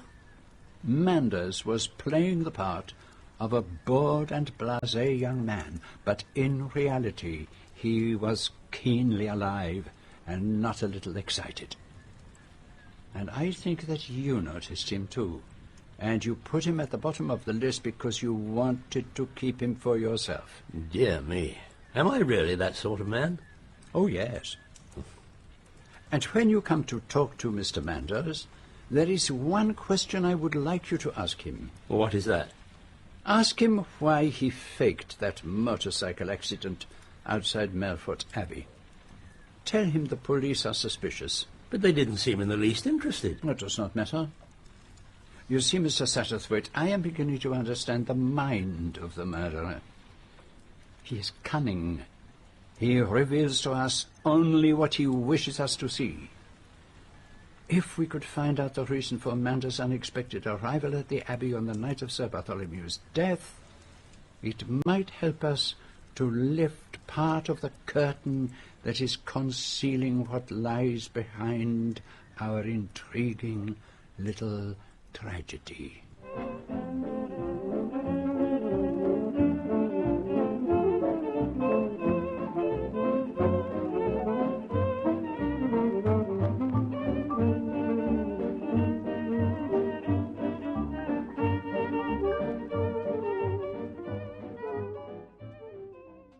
we had returned to Crow's Nest, Sir Charles Cartwright's house in Devon, to pursue the investigation more closely. But I was content to remain in the background and leave it to him to play one of his favourite roles, that of the master detective. Let's take another look at that list, Satterthwaite. Oh, yes. Here you are. Oh, thanks. Now, Lady Mary and Egg don't count, of course. There's no question of them being involved. So, that leaves us with Cynthia and Captain Dacres, Miss Wills, Angie Sutcliffe, and Oliver Manders. Why don't we divide them up, It would certainly seem to be the most effective way to deal with the problem. Let's start with Cynthia Dacres. Well, don't look at me. The world of fashion is definitely not my cup of tea. Well, Egg seems rather keen to take her on. She has an idea that anyone so perfectly turned out won't get impartial treatment from mere males. What we need to establish, of course, is whether there is any possible link between the people on this list and poor old Babington. Yes. It's occurred to me that we ought to find out if any of them spent any time in Gilling. That's where the old boy was vicar before he came to Loomuth. Well, hardly sounds the kind of place for Captain Dacres. Too far from Newmarket. I rather thought I might tackle him myself. I know some of his racing cronies, and I dare say I could pick up something that way. And which of you is to talk to Miss Sutcliffe? Well, Sir Charles knows her pretty well. That's precisely why I'd rather someone else took her on. For one thing, I should be accused of not putting my back into the job. And because she is an old friend, you feel the natural delicacy. Yeah. Which is perfectly understandable. Why not leave her to the good Mr. Satterthwaite? Right. Now, what about Oliver Manders? I know he only turned up on the night of Tolly's death as the result of some sort of accident, but we ought to take a look at him, and he certainly knew Babington. Mr. Satterthwaite will look after Mr. Manders also. But you have missed out a name. Huh? Miss Muriel Wills, who writes plays under the name of, what does she call herself? Anthony Astor. Well, if Satterthwaite's going to deal with Angie and Manders, I'd better take a look at her. So, if we're all agreed, I'll go and tell Egg what we've decided. And then we'd better set off back to London. Miss Lytton Gore, I personally found it impossible to refer to such an attractive and lively young lady as Egg, had decided that the best way to approach Mrs. Dacres would be to pretend that she had come into an unexpected inheritance. You see, I've never been able to afford any really good clothes before, and I remembered how simply marvellous you looked at that dinner party at Crow's Nest, and I thought, that's the person to advise me on what to wear. My dear, how utterly charming of you. I simply adore dressing a young gal. And you've got so much personality. You mustn't have anything at all ordinary. Your clothes must be simple and penetrating and just faintly visible, if you understand me. Do you want several things? I thought about 4 evening frocks and a couple of day things and a sports suit or 2. Let's start with the evening gowns. Marcel, could we have Amour en Rose? I suppose you haven't been to Crow's Nest since then? Oh, my dear, I simply couldn't. It was so upsetting. And anyway, I always think Cornwall too terribly arty. I simply cannot abide artists. Their bodies are always such an odd shape. It was rather a shattering business, wasn't it? And poor Mr. Babington was such a pet. Quite a period piece in his way. You'd met him somewhere before, hadn't you? That dear old dugout. Oh, I thought I remembered him saying so. At a place called Gilling? Marcel, could we have Petite Scandale now? And after that, the Blue Patou. Wasn't it extraordinary, Sir Bartholomew keeling over like that? My dear, it was too penetrating for words. It's done me a world of good. All sorts of dreadful women come and order frocks from me, on the off chance I might have murdered him. I rather played up to that. Now, just take a look at this positively provocative frill. Doesn't it make the whole thing quite adorable? Fortunately, at that moment, a wealthy and quite monumental American lady arrived, and Mrs. Dacres rushed off to welcome her. Miss Lytton Gore made an unobtrusive exit and paced quietly about Bruton Street, waiting until 1 o'clock, when she put the second part of her plan into operation. Excuse me, but may I speak to you a minute? Yes, madam, of course. You're one of the mannequins at Ambrosine's, aren't you? I noticed you this morning. I hope you won't be frightfully offended, but I'm writing an article about working in the fashion business. And I wonder whether you'd like to have lunch with me at the Berkeley or somewhere and tell me all about it. Oh, yes, of course, madam. Oh, but I mustn't be too long. We're only allowed an hour for lunch.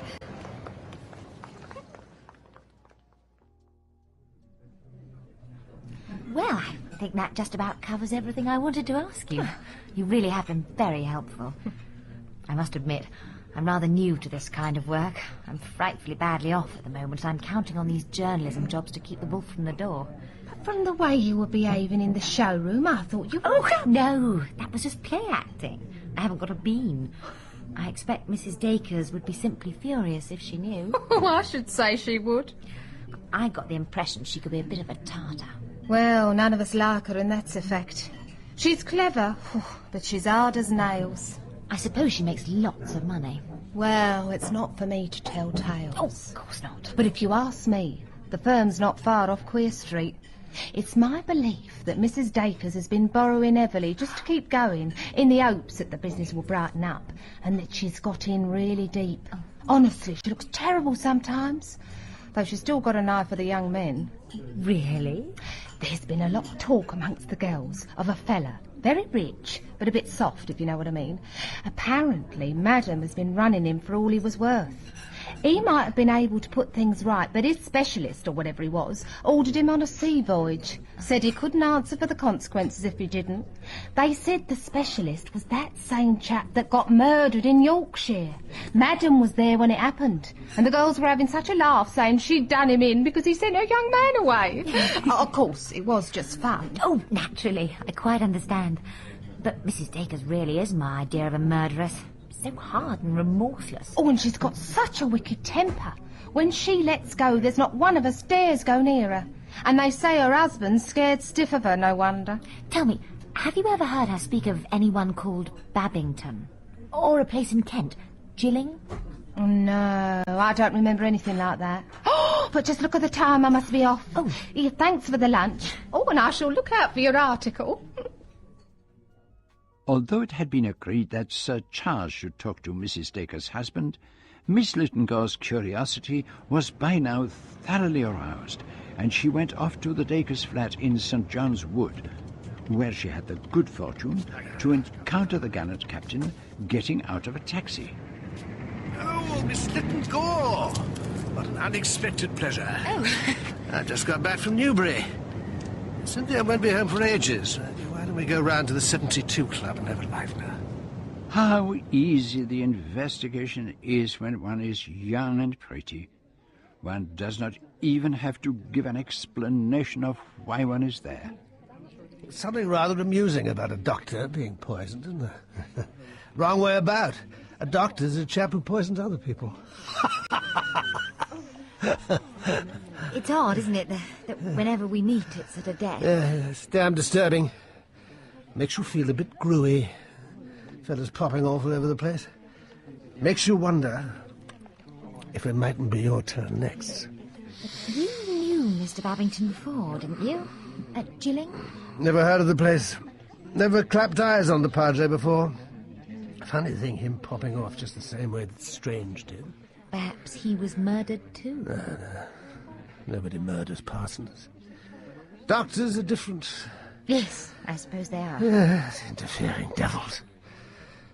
Get a fellow shut up, put him in hell, shut him up and keep the stuff from him. You mean that Sir Bartholomew Strange... Sir Bartholomew humbug. I'd like to know what goes on in that sanatorium of his. They put you in there, you can't get out. And they say you've gone in there of your own free will just because they've grabbed you when you've got the horror of that. I'm all to pieces. Jules? Yes, Colonel? Will you have another one, my dear? Not for me, thanks. Yeah, another pink gin, Jules. You better make it a double. Yes, Colonel. Yeah. Lost my nerve for a moment there. just as well Cynthia wasn't here. I don't want to give the impression I was the one bumped Strange off. But someone must have done it, though. And it must have been one of us at that party. Which of us? That's the question. Perhaps you know which. Well, why should I know? I'll tell you one thing. I wasn't going to take that damned cure of his, no matter how Cynthia went on at me. They were both up to something. But they couldn't fool me. Tell me, do you know anything about a Mrs. de Rushbridger, who was a patient at the sanatorium? Rushbridger? Rushbridger.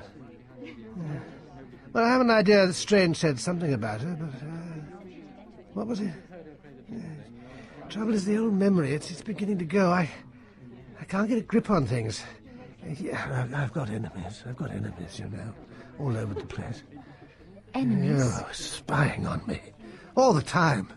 There's probably someone in here now. And what was that woman? What was that woman doing in my room at Strange's place? What woman?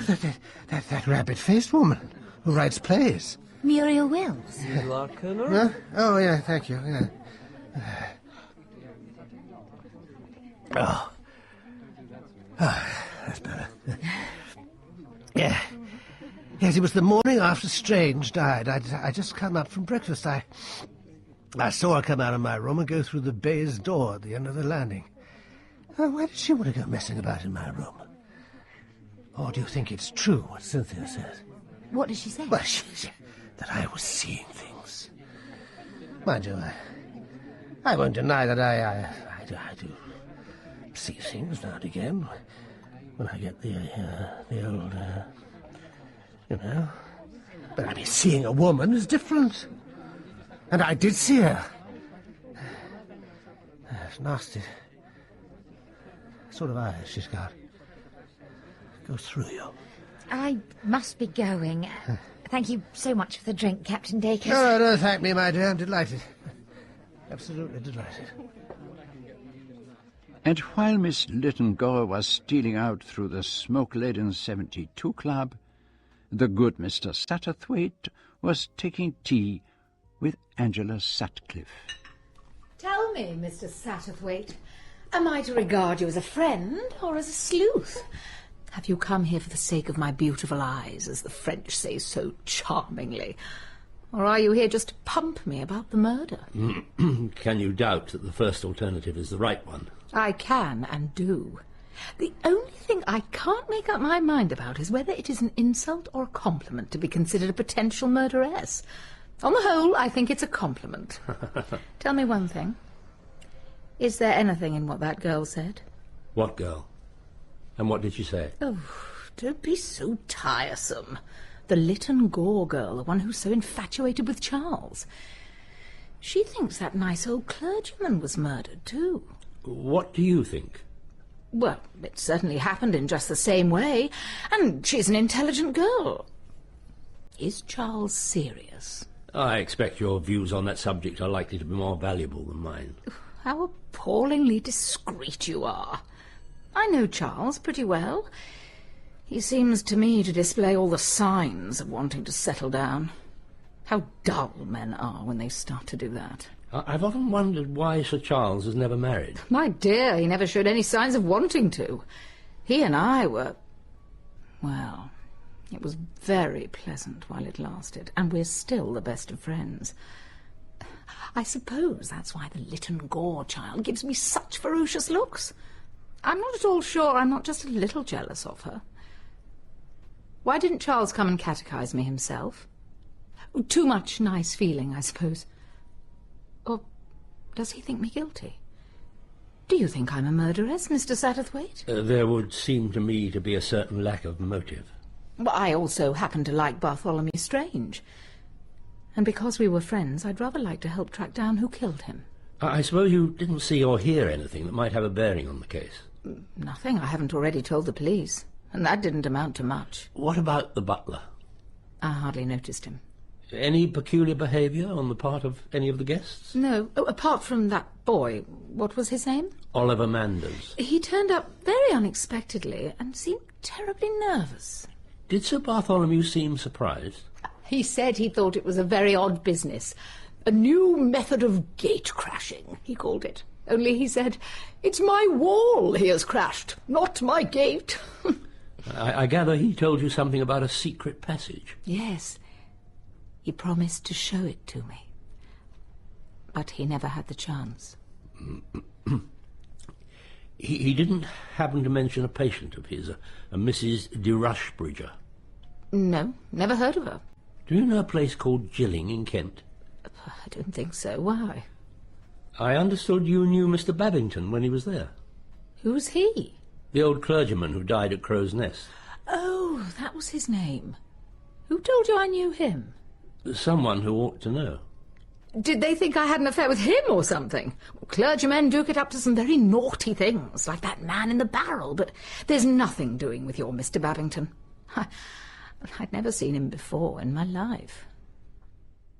Sir Charles had taken it upon himself to interview Muriel Wills, or Anthony Astor, as the admirers of her moderately entertaining plays called her. She lived, somewhat incongruously, with her budgerigars in Tooting, in a house cluttered with porcelain dogs, occasional tables, and Chinese brasses from Birmingham. Fancy you tracking me down here, Sir Charles. My mother will be so excited. She just adores the theatre, especially anything romantic. She loved that play where you were a prince at a university. She goes to matinees, you know, and eats chocolates. Well, I'm very flattered. It is so encouraging to be remembered. Miss Sutcliffe was here only the other day, and Mother's talked of nothing else since. Angela was here? Yes, she's putting on a play of mine. Little Dog Laughed. Oh, of course. I was reading about it in the stage. Rather an intriguing title. I'm so glad you think so. It's a lot of froth and nonsense. It all revolves round Miss Sutcliffe, of course. Everyone dances to her fiddling. That's the idea. Fascinating. I wonder if you can guess what has brought me here. Well, I don't suppose it was just to see little me. It was really Satterthwaite who put the idea into my head. He fancies himself as being a good judge of character. He's very clever about people.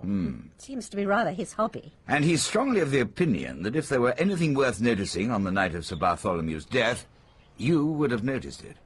Is that what he said? Yes. I was very interested, I must admit. You see, I've never seen a murder at close hand before, so I tried to notice everything I could. And what exactly did you notice? Oh, nothing that you'd call interesting, Sir Charles, just little odds and ends. Though there was one thing, something I ought to have told the police about, but I forgot. What was that? The butler. He had a kind of strawberry mark on his left wrist. I noticed it when he was handing me vegetables. Where exactly was the mark? What size was it? If you just stretch out your own wrist. Thank you. It was just here, about the size of a sixpence, and rather the shape of Australia. A very precise observation. You think I ought to write to the police and tell them? Certainly. It might be of the greatest value in tracing the man. Positive marks of identification are not always that easy to come by. And some people are so indeterminate that there's nothing about them to take hold of. Old Babington, for instance. He had a curiously undefined personality. His hands were very characteristic. Huh? What I would call scholars' hands. A little crippled with arthritis, but very refined fingers and beautiful nails. What an observer you are. But, of course, you knew him before. No, not me. That was the first time I met him. But I'm sure he said he'd known you at Gilling. No. You must have been mixing me up with somebody else, or he was. Ah. Did it ever occur to you he might have been murdered too? I know that you and Miss Lytton Gore think so. And what do you think? It doesn't seem likely. So, there's nothing else you can tell me about any of the guests? No. Nothing about Mrs. Dacres, or Captain Dacres, or Oliver Manders? Nothing. Well, poor Satterthwaite will be most disappointed. I am so sorry. Well, don't forget to tell the police about that thing, Bob. The mark on the butler's right wrist. Yeah. No, I won't forget. Well, goodbye then. Goodbye. Oh, just a minute. Did you say right wrist? You said left just now. Did I? How silly of me. Would you mind handing me that brass plate as though it was a vegetable dish? Left side. Cabbage, madame? Thank you, Sir Charles. I'm quite sure now. It was the left wrist, as I said the first time. Stupid of me. Well, left and right can be terribly puzzling sometimes. Yes. Memory works in a curious way. Sometimes you see things you never saw in the first place. The following day, Mr. Satterthwaite took a taxi into the city and made his way to the offices of Spear and Ross, where he found Oliver Manders, who seemed curiously ill at ease. Did you see the news in the papers this morning? What news? Of the post-mortem on Babington. I heard they were digging the old boy up. What was the verdict? Poisoned. By nicotine. Well, at least Egg will be satisfied. She always insisted it was murder. You don't seem surprised. Well, frankly, I'm not that much interested. A very dreary business, murder. You may not be interested, my boy, but I understand the police are beginning to take quite an interest in you. What exactly do you mean by that? That rather inartistic accident you contrived outside Melford Abbey. They don't think much of it. Don't they? But perhaps you have a perfectly satisfactory explanation. I've got an explanation. How satisfactory it is, I don't know. Will you let me be the judge of that? The whole thing was Sir Bartholomew's idea. What? I got a letter from him suggesting that I should fake an accident outside the house and claim his hospitality. How perfectly extraordinary. He said he couldn't put his reasons in writing, but he would explain them at the first opportunity. And did he? No, he didn't. I got there shortly before dinner. I didn't have the chance to see him alone, and by the end of dinner, he was dead. You have his letter? It seems to have disappeared. I can't find it anywhere. Hardly very helpful. Did you say anything to the police? No. It all seemed too fantastical. And yet you obeyed Sir Bartholomew's summons? Well, yes, I was curious. It all seemed refreshingly out of the way. Is there anything else? What do you mean, anything else? I mean, is there anything that might tell against you? I suppose you'll hear about it sooner or later. That damned woman isn't likely to hold her tongue. What damned woman? That playwright woman. It was the morning after the murder. She asked for my card, and as I took one out of my pocketbook, something fell to the floor. She picked it up and handed it to me. What was it? A cutting from a medical journal about nicotine poisoning. I'd never seen it before in my life. How very awkward. I suppose she told the police? Not as far as I know. I fancy she's a woman who likes to keep things to herself. Quite a dangerous woman in her way. She knows something. I'll swear she knows something. What do you think of Oliver's story, Monsieur Poirot? It strikes me as most peculiar and highly uncharacteristic of the late Sir Bartholomew. You mean he's lying? There are so many kinds of lies. But it does chime in with what Lady Mary said, about Tolly cooking up some kind of surprise. Oh, I think he was probably pulling Mummy's leg. Still, we're not getting anywhere. Failure all along the line. What do we do now, Monsieur Poirot? We think. What's the good of that? With the exercise of the little grey cells... Oh, I'm sick of hearing you going on about your little grey cells. Can't you do anything? Very well, mademoiselle. It shall be as you wish. I will give a party. The sherry party. That is fashionable, is it not? A sherry party? And to it I will ask Mrs. Cynthia Dacres, and Captain Dacres, Miss Sutcliffe, Miss Wills, Mr. Manders, and your charming mother, mademoiselle. And to do it in style, I will reserve an apartment at the Ritz. Wonderful. And something will happen at the party, won't it? Just like in detective stories. All the people will be there, and you will announce who did it. I don't know the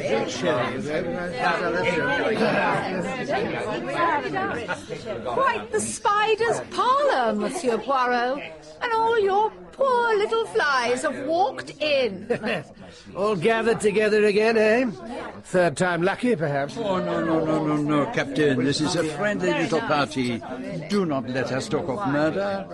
These things, they spoil the palate. Let us eat, drink, and be merry, for tomorrow we die. Not as soon as all that, I hope. Oh, my lord, I have mentioned death. Forgive me, Mrs. Dacres. And allow me to congratulate you on a very charming gown. Your health, madame. Your health, Lady Mary? Here's to you, Egg. Cheerio. Cheers. It is an excellent drink, the sherry. I prefer it to the cocktail, and 1,000 times to the whiskey. By drinking the whiskey, you ruin the palate. To appreciate the delicate wines of France... Charles! What's the matter? Oh, God. Not another one. Has Sir Charles been poisoned too? It's quite unbelievable. The poor devil's dead. My friends, do not... You fool! Pretending to be God and know all about everything, and you let this happen. Another murder, Monsieur Poirot, and under your very nose. If you'd let the whole thing alone, this would never have happened. It's you who's murdered, Charles. You! You!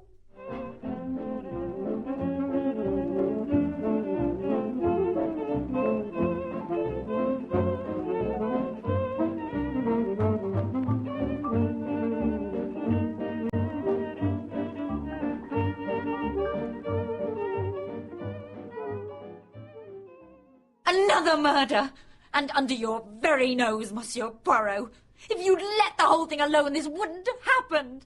It's you who murdered Charles. It is true, mademoiselle, I confess.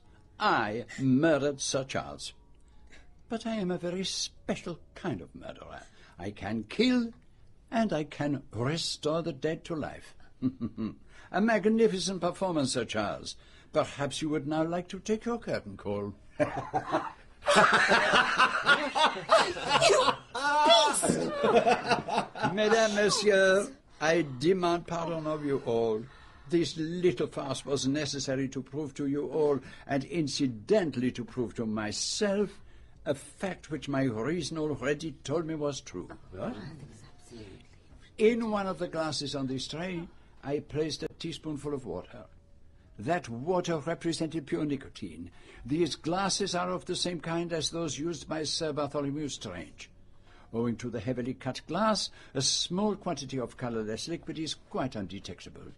Imagine then the port glass of Sir Bartholomew. After it was put out on the dining table, somebody introduced into it a sufficient quantity of pure nicotine. That could have been done by anyone, the butler, the parlour maid, or one of the guests who might have slipped into the dining room on their way downstairs. Dessert arrives, and the port glass is filled. Sir Bartholomew drinks and dies. So simple when you come to think of it. Now, suppose that tonight was not a farce, but a tragedy. Sir Charles is dead. What will be the first step taken by the police? Why, to find the glass, of course. It's here, where Charles let it fall. And you are of the opinion that if the glass had contained nicotine, traces of it would be found by the police? Yes, I suppose so. You would have supposed wrong. No nicotine would have been found, for that is not the glass from which Sir Charles drank. The real glass I have been hiding behind the tail of my coat. Voila. What? 'Tis like the conjuring trick. The attention cannot be in two places at once. The conjurer waits for the psychological moment. When Charles did his spectacular collapse. Everyone crowds round the body, and no one at all, looks at Hercule Poirot. And it is then that I make the exchange of the glasses. And that's what happened at Crow's Nest and at Melford Abbey. And why nobody found any trace of nicotine in the cocktail glass or the port glass? So who changed them? That still has to be revealed. You don't know? Perhaps. Perhaps not. Well, I think that's quite enough excitement for one evening, Monsieur Poirot. It's time I was off. Yes, I agree. One little moment, I beg you. Tonight we have played the comedy, but that comedy may so easily have become a tragedy. Under certain conditions, the murderer may strike a third time. Now, if any one of you knows anything that may bear in any way on these crimes, I implore that person to speak out now. To keep any knowledge to oneself may be dangerous. No one? Be it so, then. I have given you warning. I can do no more. That was a damn clever bit of work, Poirot. But was that the only reason why you planned it? To see if you could switch the glasses? No, mademoiselle, I had one other aim. What was that? I wanted to watch the expression on one person's face when Sir Charles fell dead. Which person? That is my secret. Well, won't you tell us what you saw? No, this is not the time, mademoiselle. Does that mean you know who the murderer is? You may put it that way if you wish. A telegram for Monsieur Poirot. Oh, thank you. Thank you, sir.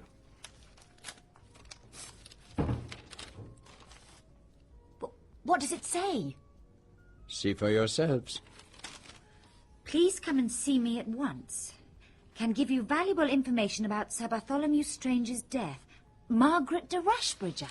So, we were right after all. She has got something to do with the case. What do you think the mystery is? I can't imagine. But it's bound to throw some light on the Babington affair. If Tolley got those people together at Melford Abbey, then the surprise he was going to spring on them had something to do with Mrs. de Rushbridger. I think we can assume that, don't you, Monsieur Poirot? This telegram certainly complicates the affair, but we must act quickly, very quickly. Well, we could, I suppose, take the first train up tomorrow morning. But is it really necessary for all of us to go? Sir Charles and I had arranged to drive down to Gilling to talk to Mrs. Milray. She's the mother of my secretary and was living there when Babington was vicar. But we can always postpone that. But I don't think we ought to postpone anything. Surely Monsieur Poirot and Mr. Satterthwaite could go to Yorkshire. An excellent arrangement. Sir Charles is obviously the right person to talk to Mrs. Milray, and who knows, you may learn from her far more important facts than we shall discover at Melford Abbey. I simply cannot understand how you could have possibly had a telegram from Mrs. de Rushbridger. There must be some madman about. There's been such confusion everywhere, what with the police and everything. The police? Yeah, perhaps it would be best, matron, if we were to see Mrs. de Rushbridger straight away. Then you don't know?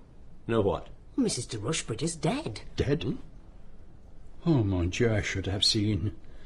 How did she die? It was all very strange. A box of chocolates came for her, liqueur chocolates, by post. She ate one. It must have tasted horrible. But she was taken by surprise, I suppose, and she swallowed it. One doesn't like spitting a thing out. No, I understand. And if a liquid runs suddenly down your throat, it is difficult. So she swallowed it, and called out, and the nurse came running, but we couldn't do anything. She died in about 2 minutes. Then the doctor sent for the police, and they came and examined the chocolates. All the top layer had been tampered with. And the poison involved? They think it was nicotine. Of course. Oh, what an audacious stroke. If it is possible, madame, I would like to see the dead woman's body. Of course. If you could just wait here a moment. Her death was not peaceful. The agony of it still shows on her face. Poor soul. Someone knew she was going to speak and killed her. Yes, that is so. She was murdered to prevent her telling us what she knew. Or what she did not know. But let us return to London. There have been too many deaths. The murderer is much more dangerous than I had thought. So who sent that telegram? Did you find out? According to the police, it was handed in at Melford Post Office by a small boy. He said it had been given to him that morning by a man dressed in shabby clothes who said a strange lady at the house in the park had thrown it down to him from her window, wrapped round 2 half-crowns. How excessively melodramatic.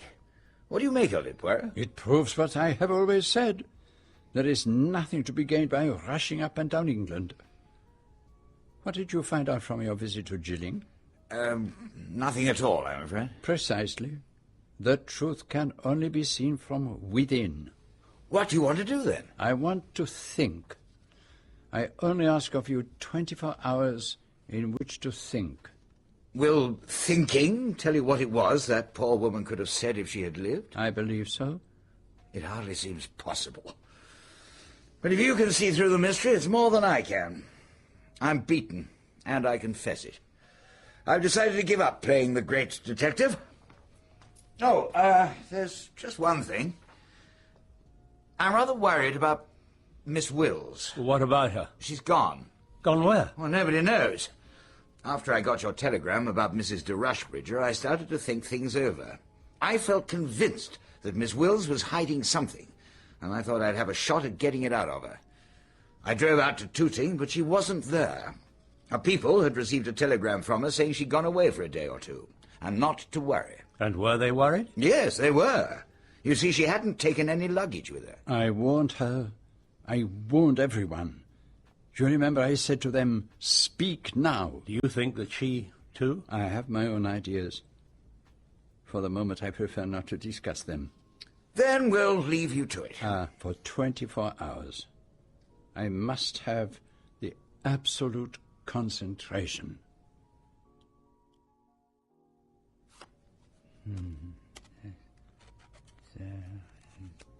What on earth are you doing?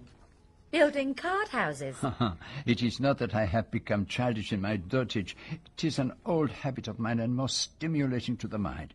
This morning, first thing, I go out and buy a pack of cards. Unfortunately, I make an error. They are not real cards. Oh, they've sold you Happy Families. What is that, the Happy Family? It's a game. Children play it in the nursery. They serve just as well. Master Bun the baker's son. I always loved him. And here's Mrs. Mugg, the milkman's wife. I suppose that's me. Oh, why is that funny card you, mademoiselle? Because of the name. Charles and I are going to be married. And his name's not really Cartwright at all, it's Mugg. So I'm going to be Lady Mugg. And is that why he no longer wants to play the great detective? Perhaps it is. But aren't you going to wish me happiness? Oh, I do wish you happiness, mademoiselle. The happiness that endures. The happiness that is built on a rock. I'll tell Charles you called him a rock. But what do you hope to find from your Happy Family house? It is the question I ask myself without ceasing. Why was Mr. Babington killed? When I can answer that, the case will be solved. Well, I'll leave you to it. I'm sorry to have disturbed you. Charles and I are going to the dress rehearsal of Little Dog Laughed. It's the first night tomorrow. Oh, mon Dieu. What is it? Has something happened? Yes, indeed, something has happened. But do not be alarmed. You go off to your dress rehearsal. But tomorrow evening, before the first night, I would like you and Sir Charles and Mr. Satterthwaite to come here. By then, perhaps my little idea will have worked itself out. I hope you enjoy the play. Goodbye then, Monsieur Poirot. I wish I knew what you were up to. But yes, everything explains itself. A motive such as I have never come across. The Happy Families, I need them no longer. So, Monsieur Poirot, did your card trick come off? Have you found our murderer? Well, come on, man, don't keep us on tenterhooks. Ah, no, Sir Charles. The tenterhooks are part of my method. You must allow me to reconstruct the crime in my own way. As you please, Monsieur Poirot. I will begin with the murder of Stephen Babington last August. On that evening, Sir Charles advanced the theory that the unfortunate clergyman had been murdered. I did not agree. Because you could not believe that anyone would want to kill a man like Babington. Or that it was possible to kill one particular person by putting poison in one glass on a tray of cocktails. But I must admit that Sir Charles was right and I was wrong. I was wrong because I was looking at the crime from an entirely false angle. It was only 24 hours ago that I perceived the proper angle of vision. When you were building your house of cards? One should always start an investigation with the simplest and most obvious questions. Granted that Stephen Babington had died as a result of drinking a cocktail, who had the best opportunity of poisoning his glass? Well, I did, I suppose. And the parlourmaid, of course. But neither Sir Charles nor the parlourmaid could have directed that particular glass to Babington's hand.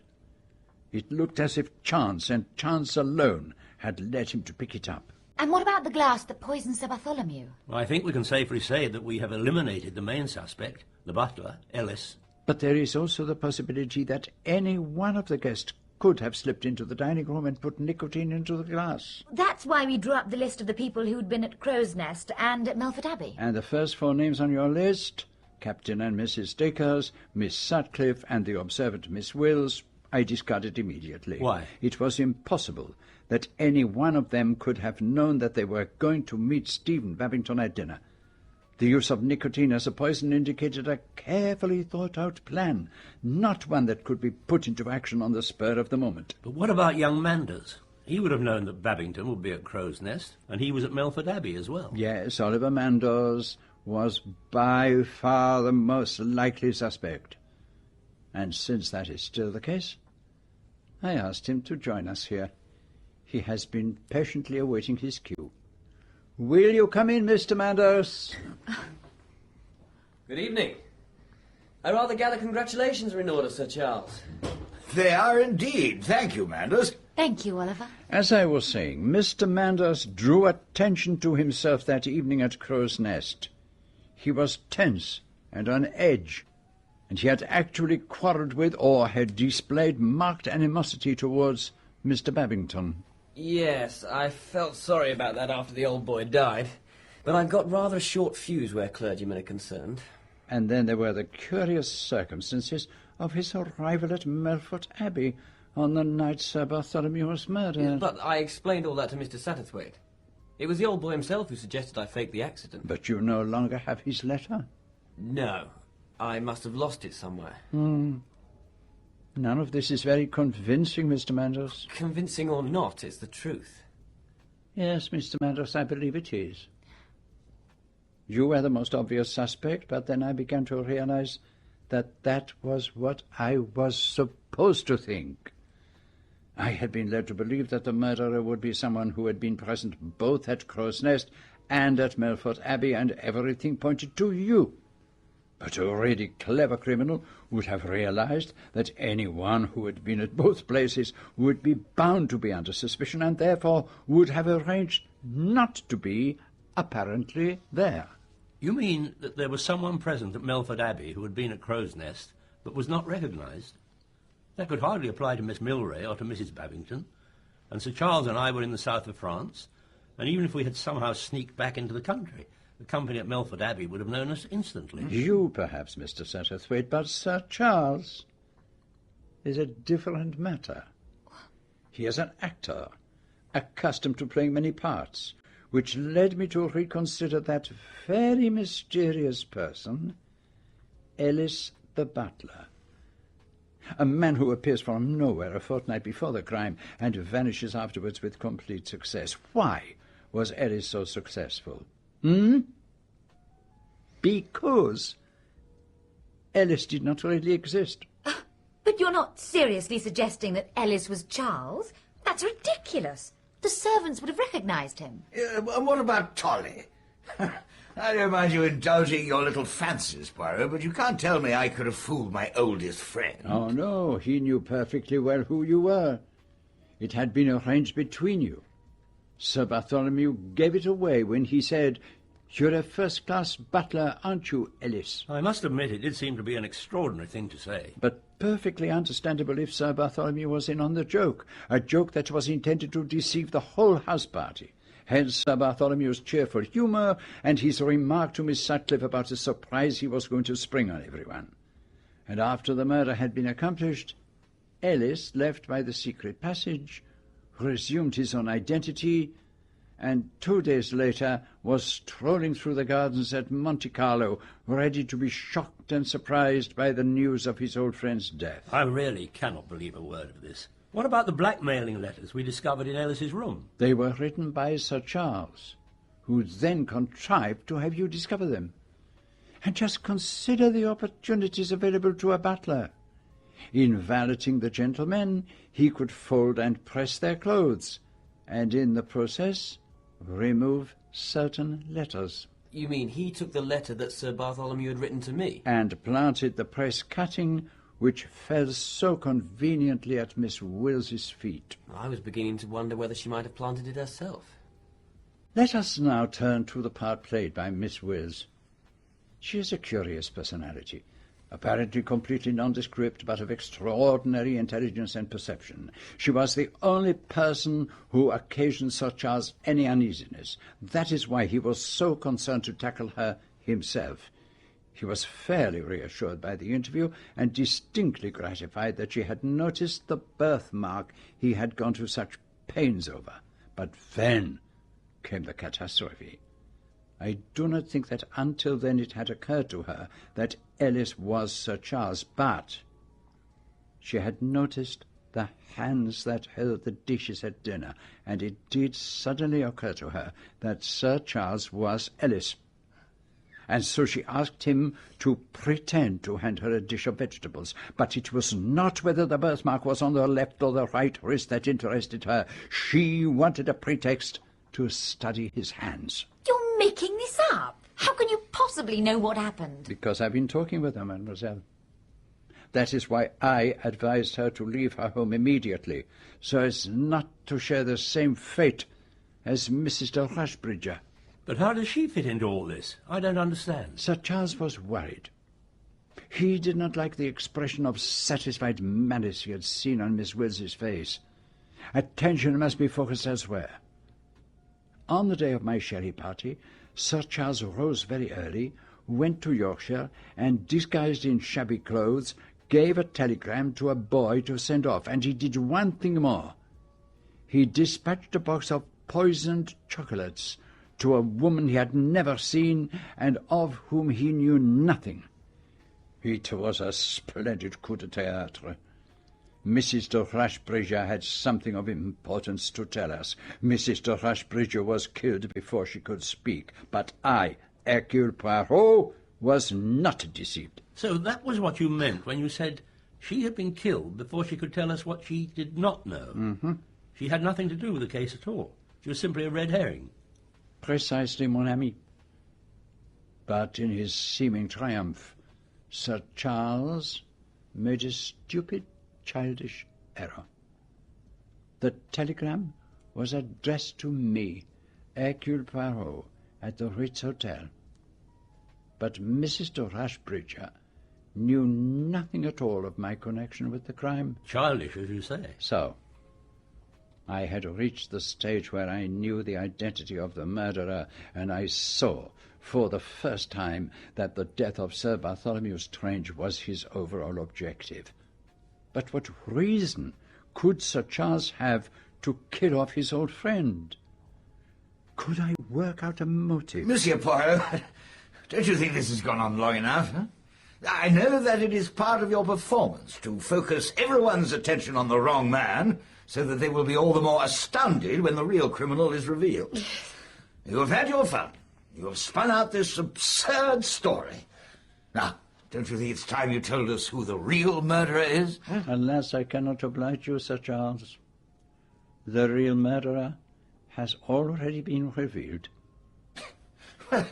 So what was my motive for taking the life of a man I had known ever since my school days? Your motive is sitting there, Sir Charles. Miss Hermione Littleton-Gore. What do you mean by that? It was clear from the first time I saw you together that Sir Charles loved you with that terrible, absorbing passion that comes to a man in middle age and which is usually inspired by an innocent young girl. You loved her, Sir Charles.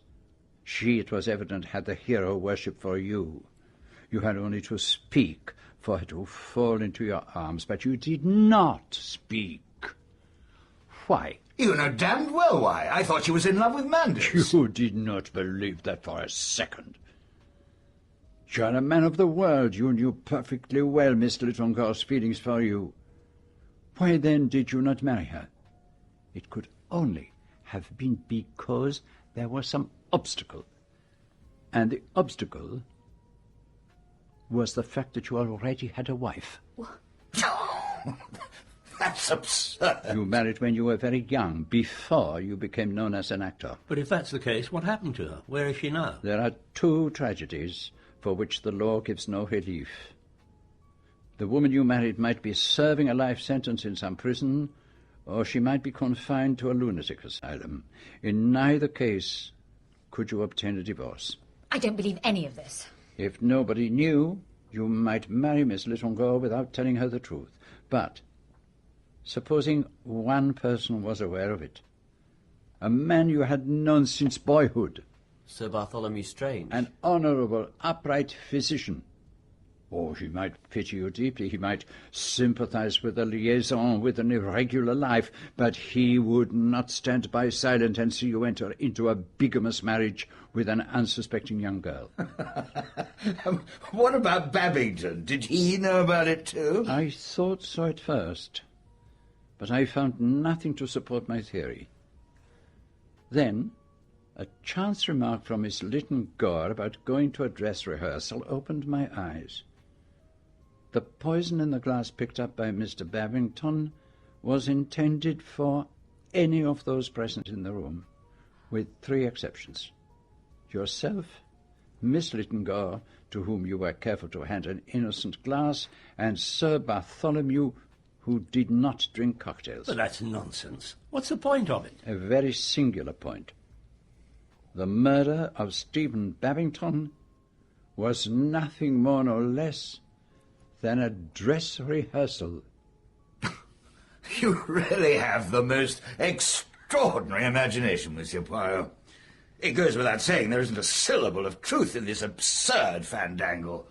Where's your evidence, eh? My evidence, Sir Charles, is in the Hiverton County Asylum. Gladys Mary Mugg, the wife of Charles Mugg, your lawful wedded wife. Is this true? Is this really true, Monsieur Poirot? It is true, mademoiselle. God damn you, Poirot. God damn you! He'll escape. No, no. He will only choose his exit. Oh, the slow one before the eyes of the world, or the quick one off stage. Oliver, take me home, please. Yeah, of course. Well, you're trembling. Will you be all right? I'll be all right. Stay with me, Oliver. Be very good to her.